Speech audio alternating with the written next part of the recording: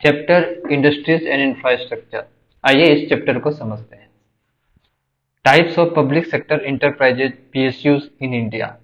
Public sector undertaking PSUs वो companies होती है जिनका मेजोरिटी स्टेक 51% या ज्यादा गवर्नमेंट के पास होता है। ये गवर्नमेंट ओन कंपनीज है जिनका गोल पब्लिक वेलफेयर होता है।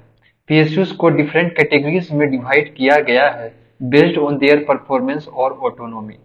टाइप्स ऑफ पीएसयूज को देखते हैं। मिनी रत्न पीएसयूज को गवर्नमेंट ने ऑटोनॉमी दी है जो उनको अपनी डे टू डे डिसीजंस लेने की पावर देती है, स्पेशली फाइनेंशियल डिसीजन में। कैटेगरी वन मिनी रत्ना, इसकी क्राइटेरिया की बात करें तो ये वो पीएसयूज होते हैं जो लास्ट 3 साल से प्रॉफिट कमा रहे हैं और वन ऑफ द ईयर्स में उनका नेट प्रॉफिट 30 करोड़ या ज्यादा हो। ऑटोनॉमी की बात करें तो इन पीएसयूज को कैपिटल एक्सपेंडिचर यानी कि पैसा खर्चा करने में कुछ फ्रीडम मिलती है विदाउट गवर्नमेंट अप्रूवल। जैसे ये 500 करोड़ तक कैपिटल एक्सपेंडिचर अप्रूव कर सकते हैं या उनके नेट वर्थ के बराबर जो भी कम हो। अब एग्जाम्पल की बात करते हैं। Container corporation of India CONCOR, ये पीएसयूज लॉजिस्टिक एंड ट्रांसपोर्टेशन का काम करती है और ये कैटेगरी वन मिनी रत्न है। कैटेगरी टू मिनी रत्न, इसकी क्राइटेरिया की बात करें तो ये वो पीएसयूज होते हैं जो लास्ट 3 साल से कंटिन्यूस प्रॉफिट में हैं और उनका नेट वर्थ पॉजिटिव है। इसकी ऑटोनॉमी देखें तो ये पीएसयूज कैपिटल एक्सपेंडिचर कर सकते हैं बिना गवर्नमेंट अप्रूवल के, पर लिमिट है 300 करोड़ या 50% ऑफ नेट वर्थ। एग्जाम्पल, महानगर टेलीफोन निगम लिमिटेड MTNL, ये पीएसयूज टेलीकम्युनिकेशन का काम करती है और कैटेगरी टू मिनी रत्न में आती है। Second is the Navratna. Navratna PSUs को ज्यादा ऑटोनॉमी मिलती है कंपेयर टू मिनी रत्न। ये पीएसयूज इंडिया की मेजर और टॉप परफॉर्मिंग कंपनीज होती है जो नेशनल इकोनॉमिक ग्रोथ में सिग्निफिकेंट रोल प्ले करती है। इसकी क्राइटेरिया की बात करें तो नेट वर्थ 15,000 करोड़ से ज्यादा, एवरेज टर्नओवर 25,000 करोड़ से ज्यादा पिछले 3 साल में, ऑपरेटिंग प्रॉफिट 300 करोड़ से ज्यादा पिछले 3 साल में। इसकी ऑटोनॉमी देखें तो ये पीएसयूज 1,000 करोड़ तक इन्वेस्टमेंट कर सकते हैं बिना गवर्नमेंट अप्रूवल के। ज्वाइंट वेंचर्स या मर्जर में इंटर कर सकते हैं without prior clearance for most project. Example, Bharat heavy electrical limited BHEL power generation equipment बनाती है। Power grid corporation of India LTD PGCIL electricity transmission network का काम करती है। Bharat petroleum corporation limited PBCL petroleum sector में काम करती है। अब बात करते हैं महारत्नाज। महारत्नाज सबसे हाई कैटेगरी के पीएसयूज होते हैं। इनको हाईएस्ट लेवल की ऑटोनॉमी मिलती है जो उनको लार्ज इन्वेस्टमेंट्स और मेजर बिजनेसेस डिसीजन लेने में फ्रीडम देती है। इसकी क्राइटेरिया की बात करें तो नेट वर्थ 5,000 करोड़ से ज्यादा, एवरेज टर्नओवर 25,000 करोड़ से ज्यादा पिछले 3 साल में, ऑपरेटिंग प्रॉफिट 5,000 करोड़ से ज्यादा पिछले 3 साल में। इसकी ऑटोनॉमी देखे तो ये पीएसयूज 5,000 करोड़ तक इन्वेस्टमेंट कर सकते हैं बिना गवर्नमेंट अप्रूवल के। ये ज्वाइंट वेंचर्स अब्रॉड भी बना सकते हैं बिना किसी प्रायर क्लियरेंस के। रिसोर्सेस रेज कर सकते हैं अपने प्रोजेक्ट्स के लिए थ्रू वेरियस मीन्स जैसे डेब्ट, इक्विटी एक्सेट्रा। एग्जाम्पल, कोल इंडिया लिमिटेड CIL इंडिया का लार्जेस्ट कोल प्रोड्यूसर है जो पावर जनरेशन के लिए कोल सप्लाई करता है। Oil and natural gas corporation LTD ONGC, ये पीएसयूज ऑयल और नेचुरल गैस एक्सट्रैक्शन और एक्सप्लोरेशन में काम करती है। Indian oil corporation IOC petroleum products का लार्जेस्ट सप्लायर है इंडिया का। अब कुछ की टर्म्स को देखते हैं। पीएसयूज पब्लिक सेक्टर अंडरटेकिंग, ये वो कंपनीज होती है जिनका मेजोरिटी स्टेक गवर्नमेंट के पास होता है। गवर्नमेंट का एम होता है कि वो इम्पोर्टेंट सेक्टर में अपने कंट्रोल के थ्रू पब्लिक वेलफेयर और ग्रोथ को प्रमोट करे। ऑटोनॉमी। ऑटोनॉमी का मतलब होता है कि कंपनी को अपने डे टू डे डिसीजन लेने की इंडिपेंडेंस मिलती है विदाउट गवर्नमेंट इंटरवेंशन, जैसे कैपिटल एक्सपेंडिचर करने की लिमिट और बिजनेस डिसीजन। नेटवर्थ। नेटवर्थ का मतलब होता है कि कंपनी की एसेट्स माइनस लिएबिलिटी। ज्यादा नेटवर्थ होने से कंपनी को ज्यादा फाइनेंशियल स्ट्रेंथ मिलती है। Operating profit. ये वो प्रॉफिट होता है जो कंपनी अपने कोर बिजनेस ऑपरेशन से कमाती है। ऑपरेटिंग प्रॉफिट हाई होने का मतलब कंपनी अपने ऑपरेशन से अच्छा प्रॉफिट जनरेट कर रही है। अब रियल लाइफ एग्जांपल देखते हैं। कोल इंडिया लिमिटेड सीआईएल महारत्न पीएसयूज होने के बाद सीआईएल को अपने प्रोजेक्ट में लार्ज इन्वेस्टमेंट करने की फ्रीडम मिलती है। फॉर एग्जांपल, सीआईएल ने अपने ऑपरेशन को एक्सपेंड करने के लिए ग्लोबल मार्केट में इंटर किया, जिसका इम्पैक्ट डायरेक्टली एनर्जी सेक्टर पर पड़ा। अब बात करते हैं कि हमने ये सीखा पीएसयूज काफी इम्पोर्टेंट होते हैं नेशनल इकोनॉमी में, क्योंकि ये गवर्नमेंट ऑन एक्सपेंडिचर हैं जो पब्लिक वेलफेयर और ग्रोथ प्रमोट करती है। मणिरत्न, नवरत्न और महारत्न कैटेगरी उनको ऑटोनॉमी और फाइनेंशियल स्ट्रेंथ प्रोवाइड करती है, जो उनकी परफॉर्मेंस को बूस्ट करती है। इन कैटेगरीज को डिफाइन करने से गवर्नमेंट को ये डिसाइड करने में हेल्प मिलती है कि किस पीएसयूज को ज्यादा फाइनेंशियल फ्रीडम और बिजनेस डिसीजन लेने की पावर देनी चाहिए। अब बात करते हैं एमएसएमईएस, micro small and medium enterprises, MSMEs in India. MSMEs काफी इम्पोर्टेंट है इंडिया की इकोनॉमी में, क्योंकि ये कंट्री के एम्प्लॉयमेंट जनरेशन और इकोनॉमिक ग्रोथ में मेजर रोल प्ले करते हैं। इनको 2006 में एमएसएमईडी एक्ट के थ्रू डिफाइन किया गया था। एमएसएमई क्लासिफिकेशन को देखते हैं। एमएसएमई को दो मेन कैटेगरीज में डिवाइड किया गया है। मैन्युफैक्चरिंग इंटरप्राइजेज, ये वो इंटरप्राइजेज हैं जो गुड्स प्रोड्यूस करते हैं, एग्जाम्पल फैक्ट्री जो प्रोडक्ट बनाता है। सर्विस इंटरप्राइजेज, ये वो इंटरप्राइजेज हैं जो सर्विस प्रोवाइड करते हैं, एग्जाम्पल आईटी कंपनी जो सॉफ्टवेयर सर्विस दे रही है। अब बात करते हैं classification of enterprises, micro small medium. MSMEs को इन्वेस्टमेंट और टर्नओवर के बेसिस पर क्लासिफाई किया गया है। माइक्रो इंटरप्राइजेज इन्वेस्टमेंट लिमिट है 1 करोड़, टर्नओवर 5 करोड़। एग्जाम्पल की बात करें तो छोटी शॉप जो लोकल हैंडीक्राफ्ट्स बनाती है, या small scale tailoring shop. Small enterprises investment limit 10 crore, turnover limit 50 crore. Example small manufacturing unit जो प्रोडक्ट बनाते हैं जैसे मोबाइल एसेसरीज या consumer electronics. Medium enterprises investment limit 50 crore, turnover limit 250 crore. Example medium size factory जो large scale manufacturing करती है, जैसे automobiles parts production. अब कुछ की टर्म्स को देखते हैं। इन्वेस्टमेंट लिमिट, ये वो अमाउंट है जो बिजनेस अपने फिक्स्ड एसेट में इन्वेस्ट कर सकते हैं, जैसे मशीनरीज, लैंड, बिल्डिंग एक्सेट्रा। ज्यादा इन्वेस्टमेंट लिमिट होने पर इंटरप्राइज का साइज भी बड़ा होता है। टर्नओवर लिमिट, ये वो अमाउंट है जो बिजनेस अपने प्रोडक्ट या सर्विसेज के सेल से अर्न करती है। टर्नओवर से ये पता चलता है कि बिजनेस का स्केल कितना बड़ा है। एमएसएमई एक्ट 2006, ये एक्ट एमएसएमईज को सपोर्ट करने के लिए बनाया गया था। इस एक्ट के थ्रू इंटरप्राइजेस को फाइनेंशियल असिस्टेंस, इंसेंटिव और गवर्नमेंट सपोर्ट मिलती है। MSMEs contribution to Indian economy को देखते हैं। एमएसएमईज इंडिया की इकोनॉमी में सिग्निफिकेंट कंट्रीब्यूशन करते हैं, जैसे MSME GBA share in GDP. 2019-20 में एमएसएमईज का gross value added share India के जीडीपी में 30.5% था।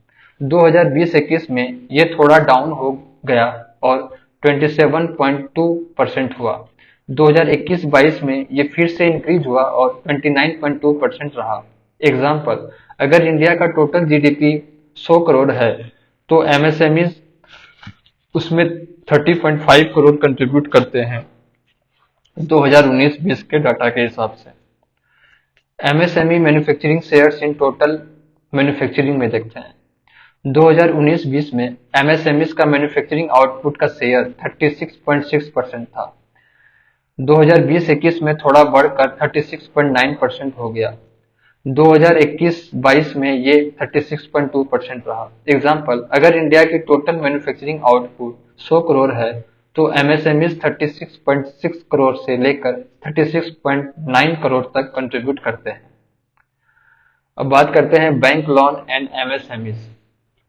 एमएसएमईज को प्रायोरिटी सेक्टर लेंडिंग के अंदर बैंक लोन्स मिलती है। प्रायोरिटी सेक्टर लेंडिंग का मतलब है कि बैंक को कुछ परसेंटेज अपनी लोन्स का एमएसएमईज को देना होता है, जो उनको फाइनेंशियल असिस्टेंस देने में हेल्प करती है। ये एमएसएमईज के लिए एफोर्डेबल फाइनेंसिंग प्रोवाइड करता है। अब रियल लाइफ एग्जांपल देख लेते हैं। लोकल गारमेंट मैन्युफैक्चरिंग, छोटे स्केल पर काम करने वाली गारमेंट कंपनी जो ट्रेडिशन क्लॉथ बनाती है वो एमएसएमईज कैटेगरी में आती है। ये माइक्रो इंटरप्राइजेज हो सकती है अगर उनका टर्नओवर 5 करोड़ से कम है। IT service provider, small software companies जो ऐप डेवलपमेंट या वेबसाइट डिजाइनिंग का काम करती है वो स्मॉल इंटरप्राइजेज की कैटेगरी में आती है। इनका टर्नओवर 50 करोड़ तक हो सकता है। ऑटोमोबाइल पार्ट्स मैन्युफैक्चरिंग, अगर एक कंपनी ऑटोमोबाइल पार्ट जैसे टायर या इंजन कंपोनेंट बनाती है और उनका इन्वेस्टमेंट 50 करोड़ तक हो सकता है तो ये मीडियम इंटरप्राइजेज में आएगी। अब बात करते हैं importance of MSMEs. Economic growth, MSMEs contribute to economic growth by generating employment and adding to the country GDP. Employment generation, MSMEs are the largest source of employment after agriculture, especially in rural and semi-urban areas. Government policies, various government schemes like Mudra Yojana, Credit Guarantee Funds, etc. helping in provide financial support to MSMEs. तो हमने ये सीखा MSMEs का role India की economy में बहुत important है। ये एम्प्लॉयमेंट क्रिएट करते हैं, जीडीपी में कंट्रीब्यूट करते हैं और गवर्नमेंट रेवेन्यू में भी मेजर रोल प्ले करते हैं। एमएसएमईज को गवर्नमेंट से फाइनेंशियल सपोर्ट मिलती है जिससे उनका ग्रोथ और डेवलपमेंट पॉसिबल होता है। अब बात करते हैं types of public sector enterprises in India. Public sector enterprises वो इंटरप्राइजेज होते हैं जिनका मेजोरिटी स्टेक गवर्नमेंट के पास होता है 51% या उससे ज्यादा। ये इंटरप्राइजेज गवर्नमेंट के फंक्शंस को एफिशिएंटली चलाने में मदद करते हैं और कंट्री की इकोनॉमिक डेवलपमेंट में इंपॉर्टेंट रोल प्ले करते हैं। पीएसयूज को जनरली 4 मेन टाइप में क्लासिफाई किया गया है। डिपार्टमेंटल अंडरटेकिंग डेफिनेशन, ये गवर्नमेंट के अंडर आने वाले इंटरप्राइज होते हैं जो डायरेक्टली गवर्नमेंट के कंट्रोल में होते हैं। इन्हें एग्जीक्यूटिव एक्शन के थ्रू सेटअप किया जाता है और ये गवर्नमेंट के बजट, ऑडिट और कंट्रोल के अंदर काम करते हैं। Example, Indian Railway is a departmental undertaking.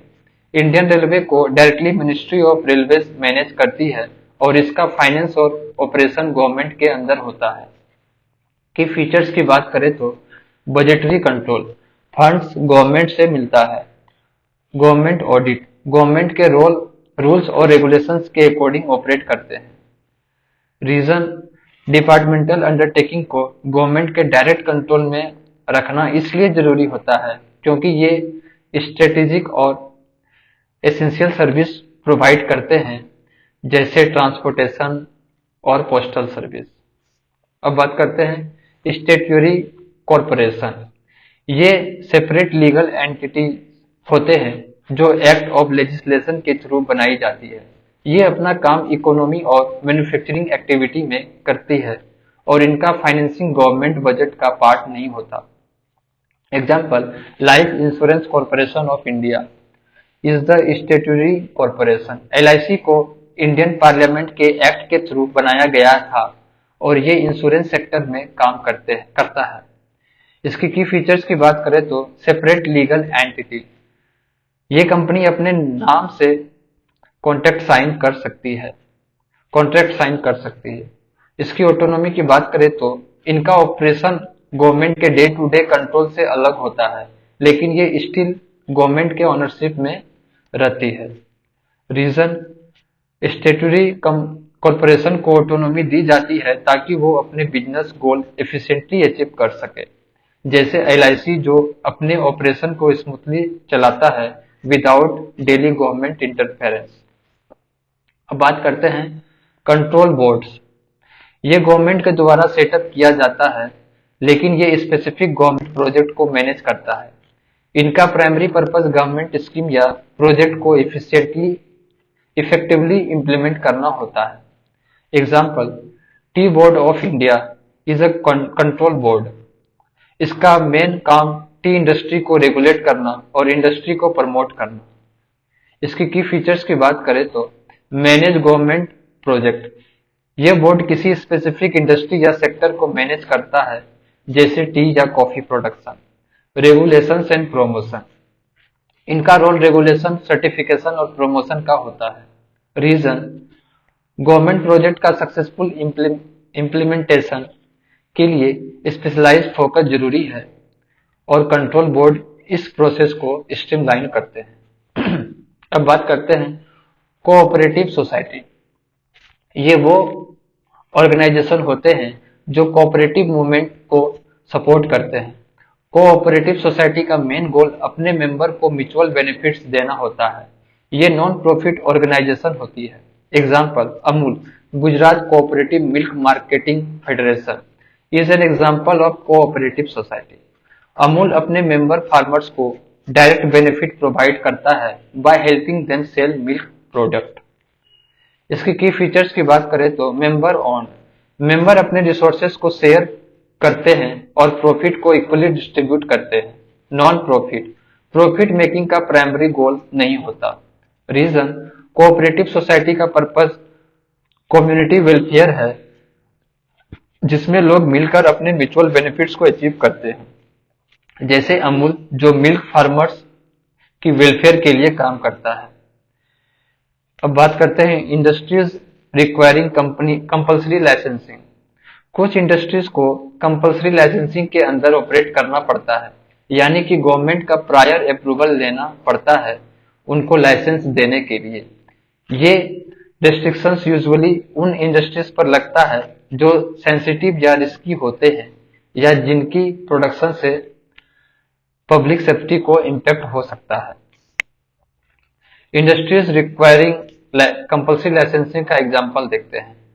Drugs and pharmaceuticals, drugs और मेडिसिन के प्रोडक्शन को स्ट्रिक्टली मॉनिटर किया जाता है।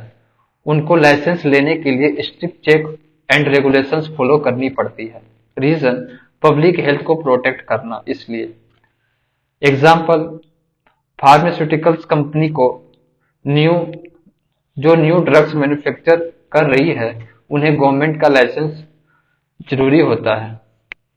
Hazards chemical, gun powder, industrial explosive, chemical जो हैजार्डस या डेंजरस हो सकते हैं, उनका प्रोडक्शन और सेल कंट्रोल होता है पब्लिक सेफ्टी और इन्वायरमेंट प्रोटेक्शन के लिए। एक्सप्लोजिव एग्जाम्पल, एक्सप्लोजिव मैन्युफैक्चरर को गवर्नमेंट का लाइसेंस चाहिए होता है। Aerospace and defence related electronics, aerospace और डिफेंस सेक्टर से रिलेटेड प्रोडक्ट बनाने के लिए लाइसेंस रिक्वायर्ड होता है, क्योंकि नेशनल सिक्योरिटी को सेफगार्ड करना होता है। कंपनीज एग्जाम्पल, कंपनीज जो फाइटर जेट या मिसाइल्स बनाती है, उन्हें स्पेशल अप्रूवल चाहिए होता है। अल्कोहल ड्रिंक, तंबाकू, सिगरेट्स, ये इंडस्ट्रीज जो पब्लिक हेल्थ पे डायरेक्ट इम्पैक्ट डाल सकती है, उनको रेगुलेट किया जाता है, क्योंकि पब्लिक हेल्थ कंसर्न को मैनेज करना होता है। एग्जाम्पल, अल्कोहल एंड टबाको मैन्युफैक्चरर को गवर्नमेंट से लाइसेंस लेना पड़ता है। तो हमने ये सीखा पब्लिक सेक्टर इंटरप्राइजेस की टाइप्स को समझना जरूरी है, क्योंकि ये गवर्नमेंट के रोल को रिफ्लेक्ट करता है और किस तरह से पब्लिक रिसोर्सेज को मैनेज किया जाता है। इंडस्ट्रीज रिक्वायरिंग कंपल्सरी लाइसेंसिंग को रेगुलेट करना जरूरी होता है ताकि पब्लिक वेलफेयर, सेफ्टी और नेशनल सिक्योरिटी को इंश्योर किया जा सके।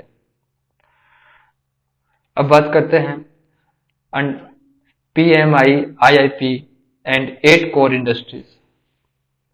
PMI purchasing managers index. PMI एक न्यूमेरिकल इंडेक्स होता है जो बिजनेस एक्टिविटी को मेजर करता है। ये ओवरऑल इकोनॉमी की हेल्थ को गोज करता है, स्पेशली मैन्युफैक्चरिंग और सर्विस सेक्टर में। PMI 0 to 100। PMI को 0 से 100 तक मेजर किया जाता है। PMI एबव 50 को देखते हैं। अगर PMI 50 से ज्यादा होता है तो इसका मतलब है कि बिजनेस एक्टिविटी में एक्सपेंशन हो रहा है, ग्रोथ हो रही है।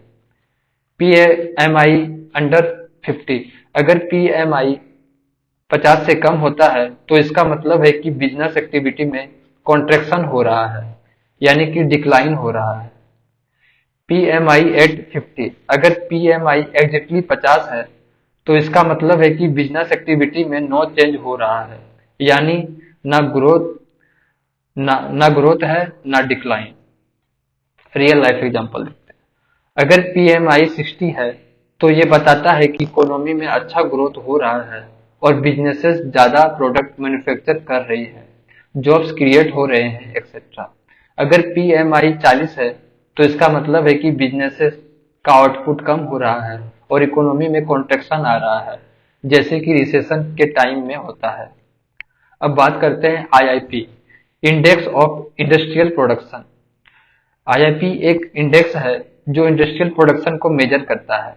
ये इंडिकेटर बताता है कि एक स्पेसिफिक पीरियड में कंट्री की इंडस्ट्रियल सेक्टर, यानी कि मैन्युफैक्चरिंग, माइनिंग, इलेक्ट्रिसिटी का आउटपुट कितना बढ़ा या घट कम हुआ।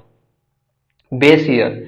अभी जो IIP कैलकुलेट होता है उसका बेस ईयर है 2011-12। मतलब IIP का वैल्यू कंपेयर करते वक्त 2011-12 को रिफरेंस ईयर माना जाता है। Weightage of sector in IIP को देखें तो IIP में डिफरेंट सेक्टर्स को अलग अलग वेटेज दिया गया है। मैन्युफैक्चरिंग को 77.633% दिया गया है, माइनिंग को 14.373% दिया गया है, इलेक्ट्रिसिटी को 7.94% दिया गया है। एग्जाम्पल, अगर मैन्युफैक्चरिंग सेक्टर का प्रोडक्शन ज्यादा होता है तो IIP का नंबर ऊपर जाता है। अगर इलेक्ट्रिसिटी का प्रोडक्शन कम होता है तो IIP डाउन होता है। मैन्युफैक्चरिंग का वेटेज सबसे ज्यादा है क्योंकि मैन्युफैक्चरिंग सेक्टर इकोनॉमी में ज्यादा कंट्रीब्यूट करता है। अब बात करते हैं 8 core sector in IIP। IIP में एक इम्पोर्टेंट कंपोनेंट है 8 कोर सेक्टर, जो इंडिया के इंडस्ट्रियल प्रोडक्शन का 40.27% रिप्रेजेंट करता है। ये सेक्टर्स इकोनॉमिक एक्टिविटी को डायरेक्टली इम्पैक्ट करते हैं और इनका वेटेज ज्यादा होता है। Core sector with their weightage को देखते हैं। रिफाइनरी प्रोडक्ट्स हाईएस्ट वेटेज होता है। Electricity, steel, coal, crude oil, natural gas, cement, fertiliser का लोवेस्ट वेटेज होता है। मोस्ट इंपॉर्टेंट सेक्टर को देखते हैं। रिफाइनरी प्रोडक्ट, ये सेक्टर एनर्जी प्रोडक्शन से रिलेटेड है, petroleum, gas etcetera. Electricity, energy supply is the backbone of industry. Steel and coal, ये बेसिक इंफ्रास्ट्रक्चर डेवलपमेंट जैसे कि बिल्डिंग, रोड्स के लिए जरूरी है। एग्जाम्पल, अगर स्टील प्रोडक्शन ज्यादा हो रहा है तो इसका मतलब है कि कंस्ट्रक्शन और इंफ्रास्ट्रक्चर प्रोजेक्ट बढ़ रहे हैं। अगर कोल का प्रोडक्शन डिक्रीज हो रहा है तो एनर्जी सप्लाई और इंडस्ट्रियल प्रोडक्शन इफेक्ट हो सकता है। ये सब सेक्टर डायरेक्टली GDP ग्रोथ को इम्पैक्ट करता है। अब कुछ की टर्म्स को देख लेते हैं। PMI एक लीडिंग इंडिकेटर है जो शॉर्ट टर्म इकोनॉमी ट्रेंड्स को प्रेडिक्ट करता है। अगर PMI हाई है तो इसका मतलब है कि इकोनॉमिक ग्रोथ हो रहा है, जो इन्वेस्टमेंट और जॉब क्रिएशन को बूस्ट कर सकती है। IIP इंडस्ट्रियल सेक्टर का परफॉर्मेंस मेजर करता है।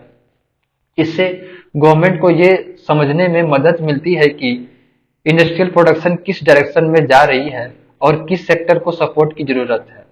8 कोर सेक्टर, ये सेक्टर कंट्री की इकोनॉमिक हेल्थ को रिफ्लेक्ट करते हैं। अगर कोर सेक्टर अच्छा परफॉर्म कर रहा है तो ये ओवरऑल इकोनॉमिक ग्रोथ को सिग्नल देता है।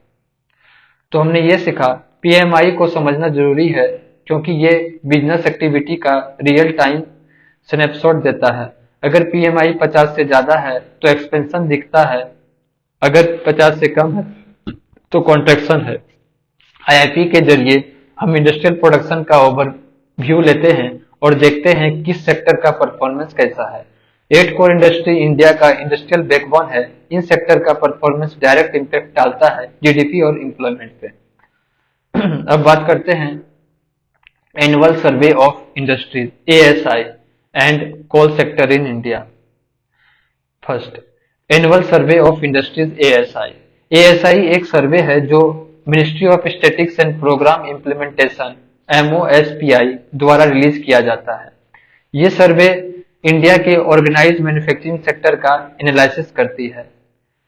की फीचर्स की बात करें तो कवरेज, एएसआई उन फैक्ट्रीज को कवर करता है जो 10 या उससे ज्यादा वर्कर एम्प्लॉय करती है पावर का यूज करते हुए, और वो फैक्ट्रीज जो 20 या ज्यादा वर्कर को एम्प्लॉय करती है बिना पावर के। ये survey manufacturing process, repair service, gas और वाटर सप्लाई और कोल्ड स्टोरेज एक्टिविटी को भी कवर करता है। एग्जाम्पल, अगर हम इंडिया की मैन्युफैक्चरिंग सेक्टर को देखें जिसमें टेक्सटाइल, ऑटोमोबाइल, इलेक्ट्रॉनिक्स और केमिकल बनाई जाती है, तो एएसआई का डाटा हमें यह बताता है कि किस सेक्टर में कितना फैक्ट्रीज है, उनका आउटपुट क्या है और कितना लोग काम कर रहे हैं।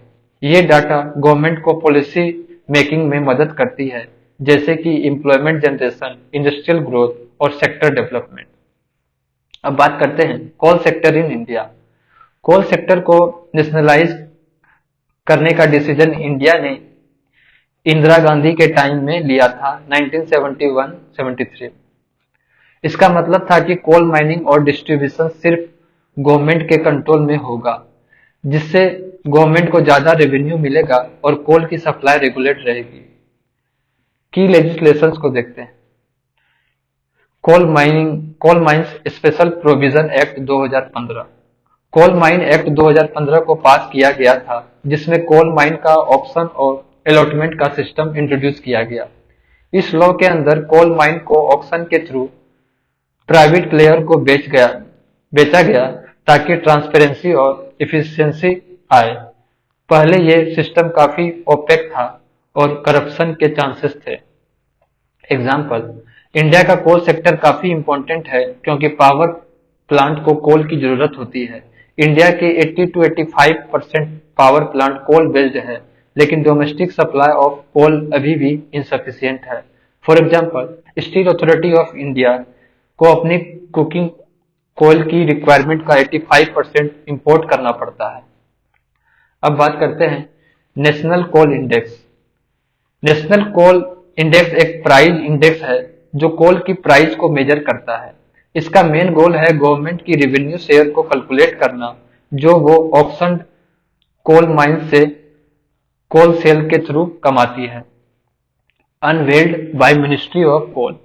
ये इंडेक्स मिनिस्ट्री ऑफ कोल ने डेवलप किया था और इंडियन स्टैटिस्टिकल इंस्टीट्यूट कोलकाता ने इसे डेवलप किया। इसके पर्पज की बात करें तो इस इंडेक्स का यूज कोल माइन ऑप्शन और कोल प्राइसिंग में होता है। ये index market driven price mechanism को सेट करता है, जिससे प्राइवेट सेक्टर को भी ट्रांसपेरेंट और फेयर प्राइस मिल सके। Example, government auction coal mine using this index, जिससे कोल की प्राइस का फेयर एस्टिमेशन होता है और प्राइवेट कंपनी को अपने कोल परचेज करते वक्त मार्केट बेस्ड प्राइजेस मिलते हैं। इससे एफिशिएंसी बढ़ती है और करप्शन के चांसेस कम होते हैं। अब कुछ की टर्म्स को देख लेते हैं। Nationalisation of coal 1970। Coal sector को नेशनलाइज करने का डिसीजन पब्लिक इंटरेस्ट को प्रोटेक्ट करने के लिए लिया गया था। गवर्नमेंट के पास कंट्रोल होने से एनर्जी सिक्योरिटी बढ़ती है और गवर्नमेंट को कोल का रिसोर्सेज का ऑप्टिमल यूज करने का कंट्रोल मिलता है। Coal mines special provision act 2015। ये एक्ट ट्रांसपेरेंसी और एफिशिएंसी लाने के लिए बनाया गया था। पहले कोल के डिस्ट्रीब्यूशन में काफी करप्शन था। अब ऑक्शन बेस्ड सिस्टम से फेयर प्राइसिंग और अकाउंटेबिलिटी बढ़ गई है। नेशनल कोल इंडेक्स, ये कोल प्राइस को मार्केट बेस्ड बनाता है और ऑक्शन रेवेन्यू को एक्यूरेटली कैलकुलेट करता है, जिससे गवर्नमेंट को करेक्ट रेवेन्यू मिल सके। तो हमने ये सीखा, एएसआई एक इम्पोर्टेंट टूल है जो इंडस्ट्रियल ग्रोथ और एम्प्लॉयमेंट को ट्रैक करता है। कोल सेक्टर की नेशनलाइजेशन और ऑक्शन सिस्टम का इम्प्लीमेंटेशन इंडिया की एनर्जी सेक्टर सिक्योरिटी और इकोनॉमिक ग्रोथ के लिए क्रूशियल है। अब बात करते हैं industrial policies of India. Industrial policies of 1948। Industrial policy एक गवर्नमेंट का प्लान होता है जो इंडस्ट्रीज को डेवलपमेंट और रेगुलेशन को सेट करता है। इंडिया में पहली इंडस्ट्रियल पॉलिसी 1948 में आई थी। इसका मेन गोल था इंडस्ट्रियलाइजेशन को प्रमोट करना और इकोनॉमिक डेवलपमेंट को बूस्ट देना। आइए इसके की फीचर्स को देखते हैं। Role of the state. Policy में ये कहा गया है कि स्टेट यानी कि गवर्नमेंट को इंडस्ट्रियल डेवलपमेंट में एक इम्पोर्टेंट रोल प्ले करना होगा। गवर्नमेंट को एंटरप्रेन्योर यानी कि बिजनेस ओनर और रेगुलेटर दोनों की तरह काम करना था। Example, Bharat heavy electrical LTD BHEL का एस्टेब्लिशमेंट गवर्नमेंट ने किया, जिससे हैवी इलेक्ट्रिकल इक्विपमेंट बनाने का काम स्टार्ट हुआ और पब्लिक सेक्टर इंडस्ट्रीज को बूस्ट मिला। अब बात करते हैं मिक्स्ड इकोनॉमिक मॉडल। इंडिया का इकोनॉमिक मॉडल मिक्स्ड इकोनॉमी था, जिसमें प्राइवेट और पब्लिक सेक्टर दोनों को इनकरेज किया गया। मतलब कुछ इंडस्ट्रीज गवर्नमेंट के कंट्रोल में रही और कुछ प्राइवेट सेक्टर के पास थे। एग्जाम्पल, रेलवे और एटॉमिक एनर्जी गवर्नमेंट के कंट्रोल में थे यानी कि पब्लिक सेक्टर, जबकि टेक्सटाइल और कंज्यूमर गुड्स प्राइवेट सेक्टर के थ्रू चलती थी। अब बात करते हैं क्लासिफिकेशन ऑफ इंडस्ट्रीज। 4 कैटेगरीज में क्लासिफाई किया गया। 1948 पॉलिसी ने इंडस्ट्री को 4 ब्रॉड कैटेगरी में क्लासिफाई किया। स्ट्रेटेजिक इंडस्ट्रीज, पब्लिक सेक्टर, ये वो इंडस्ट्रीज थी जिसमें सेंट्रल गवर्नमेंट का मोनोपोली था, because this where critical for national security and sovereignty.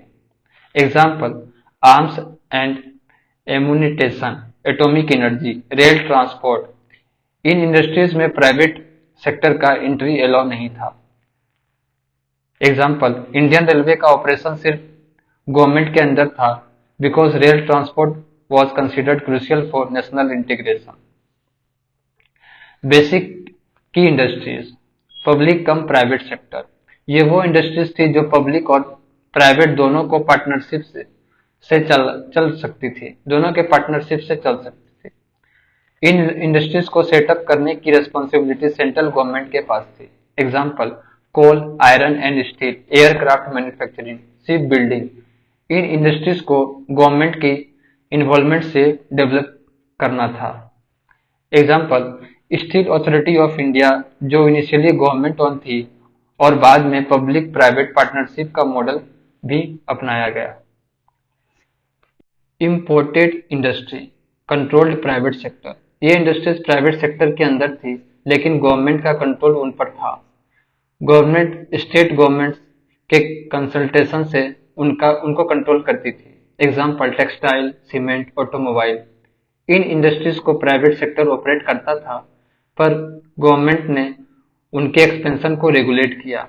Example, Tata motor को गवर्नमेंट ने ऑटोमोबाइल सेक्टर में रेगुलेट किया था और पॉलिसीज बनाई थी जो इंडस्ट्रियल ग्रोथ के लिए जरूरी थी। Other industries, private and cooperative sector, ये वो इंडस्ट्रीज थी जो प्राइवेट और कोऑपरेटिव सेक्टर के लिए ओपन थी। गवर्नमेंट ने उनको किसी स्ट्रिक्ट रेगुलेशन के अंदर नहीं रखा। Example, consumer goods, small scale industries. Small scale industries जैसे local handicraft, agriculture based industries को प्राइवेट सेक्टर के थ्रू डेवलप होने दिया गया और गवर्नमेंट ने उन्हें प्रमोट किया। अब बात करते हैं implementation of policies. The industrial development and regulation act 1951। The industries development and regulation act 1951 एक इम्पोर्टेंट लेजिस्लेशन थी जो इंडस्ट्रियल पॉलिसीज 1948 को इम्प्लीमेंट करने के लिए बनाई गई थी। इस लॉ के थ्रू गवर्नमेंट ने इंडस्ट्रीज को रेगुलेट करने के लिए एक स्ट्रक्चर्ड सिस्टम बनाया। एग्जाम्पल, भारत हेवी इलेक्ट्रिक्स और नेशनल एल्यूमिनियम कंपनी को इस एक्ट के अंदर गवर्नमेंट ने बनाया था ताकि हेवी इंडस्ट्रीज और स्ट्रेटेजिक रिसोर्सेज को मैनेज किया जा सके। अब बात करते हैं why was the industrial policy of 1948 important. Promoting industrial growth. Government ने हैवी इंडस्ट्रीज को प्रायोरिटी दी थी क्योंकि उनसे इकोनॉमिक ग्रोथ को ड्राइव किया जा सकता था। Self reliance. इंडिया को फॉरेन डिपेंडेंसी कम करनी थी, इसलिए स्ट्रेटेजिक इंडस्ट्रीज को पब्लिक सेक्टर के कंट्रोल में रखा गया था। Mixed economic model. इंडिया ने प्राइवेट और पब्लिक सेक्टर को कंबाइन करके बैलेंस अप्रोच एडॉप्ट की थी, जिसमें दोनों सेक्टर को रोल दिया गया था। डेवलपमेंट ऑफ की सेक्टर। बेसिक इंडस्ट्रीज जैसे कोल और स्टील को डेवलप करने से इंडस्ट्रियल बेस स्ट्रांग हुआ और इंफ्रास्ट्रक्चर डेवलपमेंट को सपोर्ट मिला। तो हमने ये सीखा, इंडस्ट्रियल पॉलिसी ऑफ 1948 ने इंडियाज इकोनॉमिक स्ट्रक्चर को शेप दिया। इस पॉलिसी ने पब्लिक सेक्टर को बूस्ट किया, प्राइवेट सेक्टर को रेगुलेट किया और मिक्स्ड इकोनॉमी मॉडल को इम्प्लीमेंट किया। ये पॉलिसी आज भी इंडस्ट्रियल प्लानिंग और रेगुलेशंस के लिए एक फाउंडेशन है और ये हेल्प करती है गवर्नमेंट को इकोनॉमिक डिसीजन लेने में। अब बात करते हैं industrial policy resolution of 1958 and new industrial policy of 1991। Industrial policy resolution of 1956। The industrial policy of 1956 was a significant step in India's industrial development. इस पॉलिसी का मेन गोल था इंडस्ट्रियल ग्रोथ को रेगुलेट करना और economic planning को streamline करना। इसके की फीचर्स को देखते हैं। Reservation of industries, schedule A, B and C. ये एक तरह से क्लासिफिकेशन सिस्टम था जिसमें इंडस्ट्रीज को 3 डिफरेंट शेड्यूल में डिवाइड किया गया था। शेड्यूल ए, इसमें 17 इंडस्ट्रीज एरिया थी जो सिर्फ पब्लिक सेक्टर के लिए रिजर्व थी। मतलब इन इंडस्ट्रीज में गवर्नमेंट का मोनोपोली था और प्राइवेट सेक्टर को यहाँ ऑपरेट करने का कोई स्कोप नहीं था। Example, railway and atomic energy को पब्लिक सेक्टर में रखने का डिसीजन लिया गया था क्योंकि ये क्रूशियल इंडस्ट्रीज थी। शेड्यूल बी, इसमें 12 इंडस्ट्रियल एरिया थी जिसमें स्टेट गवर्नमेंट को इनिशिएटिव लेना था, लेकिन प्राइवेट सेक्टर को भी यहाँ एक्सपेंड करने का मौका दिया गया। एग्जाम्पल, हैवी इंडस्ट्री जैसे स्टील और कोल को गवर्नमेंट और प्राइवेट दोनों को कंट्रोल करने का मौका दिया गया। शेड्यूल सी, इसमें वो इंडस्ट्रीज थी जो प्राइवेट सेक्टर के लिए ओपन थी, यानी प्राइवेट इंटरप्राइजेस को यहाँ इंडस्ट्री सेटअप करने का परमिशन था। एग्जाम्पल, कंज्यूमर गुड्स इंडस्ट्री जैसे टेक्सटाइल और फूड प्रोसेसिंग को प्राइवेट सेक्टर के लिए छोड़ा गया था। अब बात करते हैं लाइसेंसिंग, लाइसेंस कोटा परमिट राज। लाइसेंसिंग कोटा परमिट सिस्टम का मतलब था कि इंडस्ट्रियल लाइसेंस की जरूरत थी टू सेटअप एनी इंडस्ट्रीज। यह सिस्टम गवर्नमेंट के स्ट्रिक्ट कंट्रोल के अंदर था और प्राइवेट सेक्टर को बढ़ने में रेस्ट्रिक्शन थी। एग्जाम्पल, अगर कोई बिजनेसमैन न्यू फैक्ट्री खोलना चाहता था तो उनको गवर्नमेंट से लाइसेंस लेना पड़ता था और यह प्रोसेस बहुत ब्यूरोक्रेटिक था। Focus on heavy industries and regional disparity. इस पॉलिसी में हैवी इंडस्ट्रीज को प्रमोट करने की बात की गई थी ताकि इंडिया को इंडस्ट्रियल बेस मिल सके और रीजनल डिस्पैरिटी यानी कि डिफरेंट रीजन का इकोनॉमिक डेवलपमेंट को रिड्यूस किया जा सके। एग्जाम्पल, भिलाई स्टील प्लांट और केला स्टील प्लांट को सेटअप किया गया जो मेनली हैवी इंडस्ट्रीज को बूस्ट करते हैं। Emphasizing on small industries and agriculture sector, small scale industries और एग्रीकल्चर को सपोर्ट देने पर भी फोकस किया गया क्योंकि ये सेक्टर एम्प्लॉयमेंट जनरेशन और रूरल डेवलपमेंट के लिए इम्पोर्टेंट है। Example, khadi and village industries का मिशन को एस्टेब्लिश किया गया ताकि हैंडीक्राफ्ट्स और लोकल इंडस्ट्रीज को प्रमोट किया जा सके। अब बात करते हैं new industrial policy of 1991 economic reform. 1991 में न्यू इंडस्ट्रियल पॉलिसीज को लॉन्च किया गया था as part of economic reform to address the challenges faced by India's industrial sector. ये पॉलिसीज लिबरलाइजेशन, प्राइवेटाइजेशन और ग्लोबलाइजेशन के इरा में आई थी। इसके की फीचर्स को देखते हैं। D reservation of public sector. पहले जो इंडस्ट्रीज पब्लिक सेक्टर के लिए रिजर्व थी उनको डी रिजर्व किया गया, मतलब अब वो इंडस्ट्रीज प्राइवेट सेक्टर के लिए भी ओपन थी। Only two sector were kept reserve for public sector, वो थी atomic energy, railway operation. Example, पहले ऑयल एक्सप्लोरेशन या टेली कम्युनिकेशन इंडस्ट्री सिर्फ गवर्नमेंट के कंट्रोल में थी, लेकिन अब इन सेक्टर को प्राइवेट कंपनीज भी ऑपरेट कर सकती थी। Delicensing. इंडस्ट्रियल लाइसेंसिंग को एबोलिश कर दिया गया, except for some specific sector जैसे डिफेंस, एरोस्पेस, हजार्डस केमिकल और सिगरेट्स। ये स्टेप प्राइवेट सेक्टर को फ्री मार्केट कंडीशन में ऑपरेट करने का मौका देता है। एग्जाम्पल, टेलीकॉम सेक्टर को प्राइवेट कंपनीज के लिए ओपन कर दिया गया और इससे एयरटेल, वोडाफोन एक्सेट्रा जैसे कंपनीज ने इंटर किया। Disinvestment of public sector enterprises.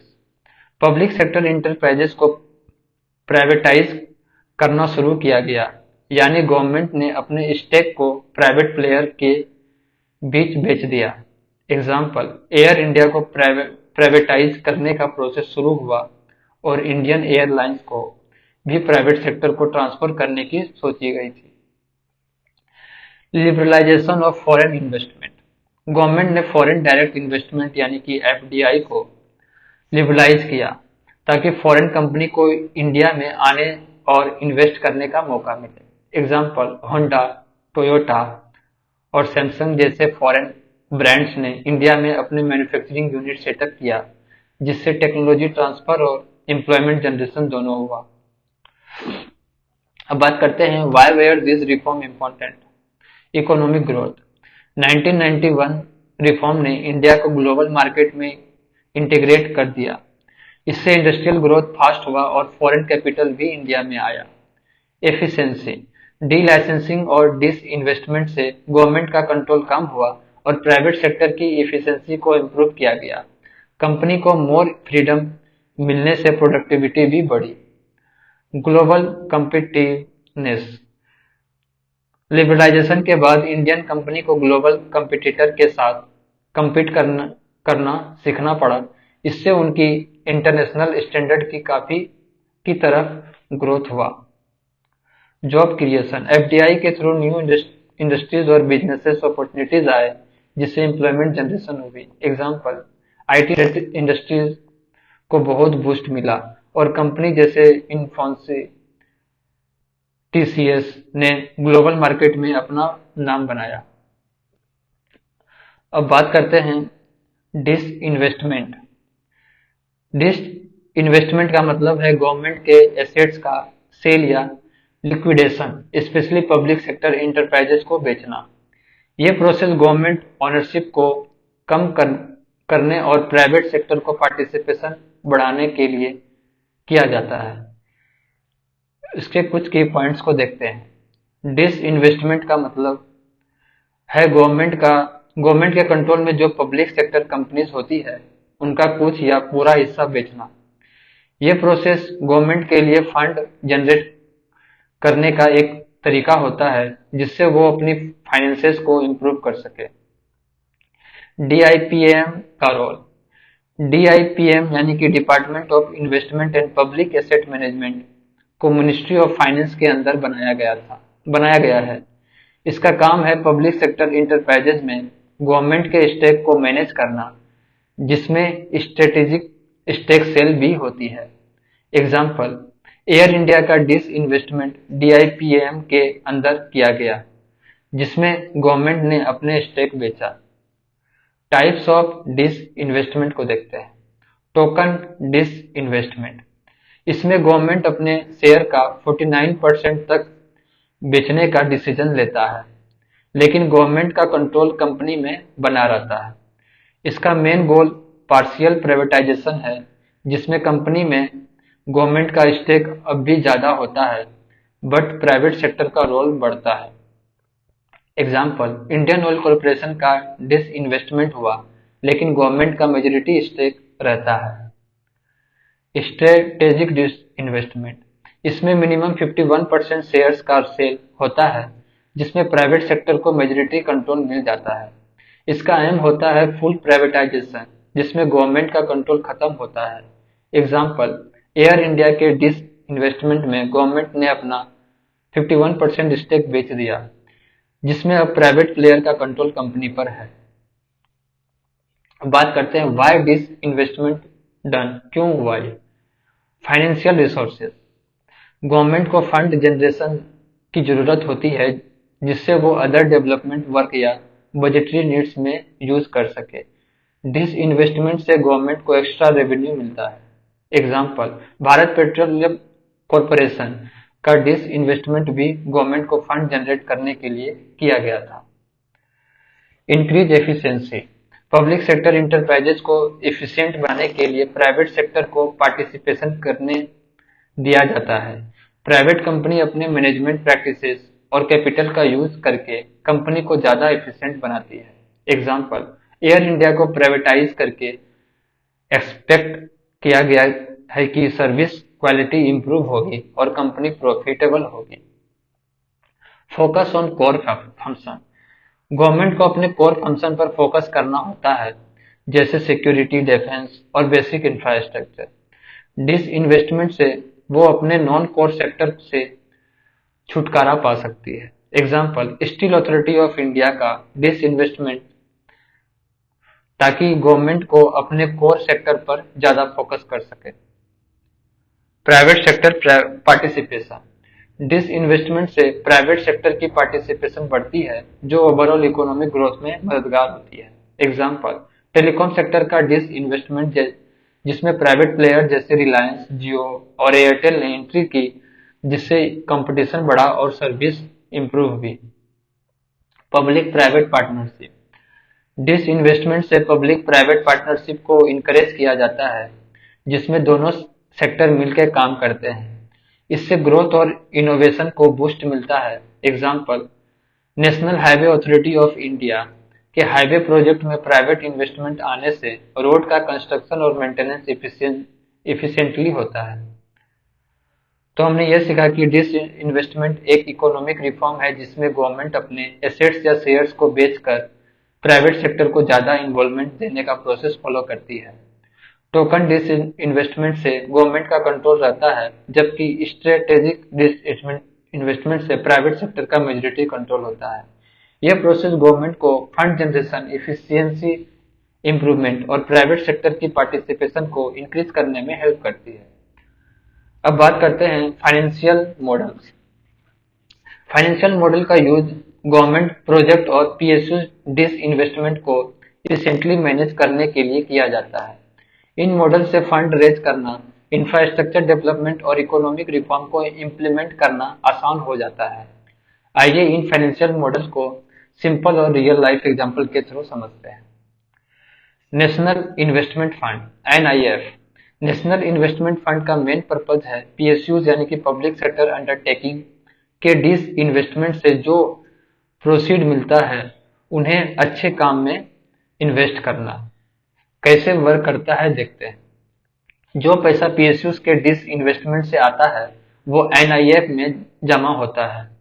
75% of the fund का यूज सोशल सेक्टर स्कीम में होता है, जैसे एजुकेशन, हेल्थ और एम्प्लॉयमेंट जनरेशन। रिमेनिंग 25% का यूज प्रॉफिटेबल और रिवाइवेबल सीपीएसयूज में के कैपिटल इन्वेस्टमेंट में किया जाता है।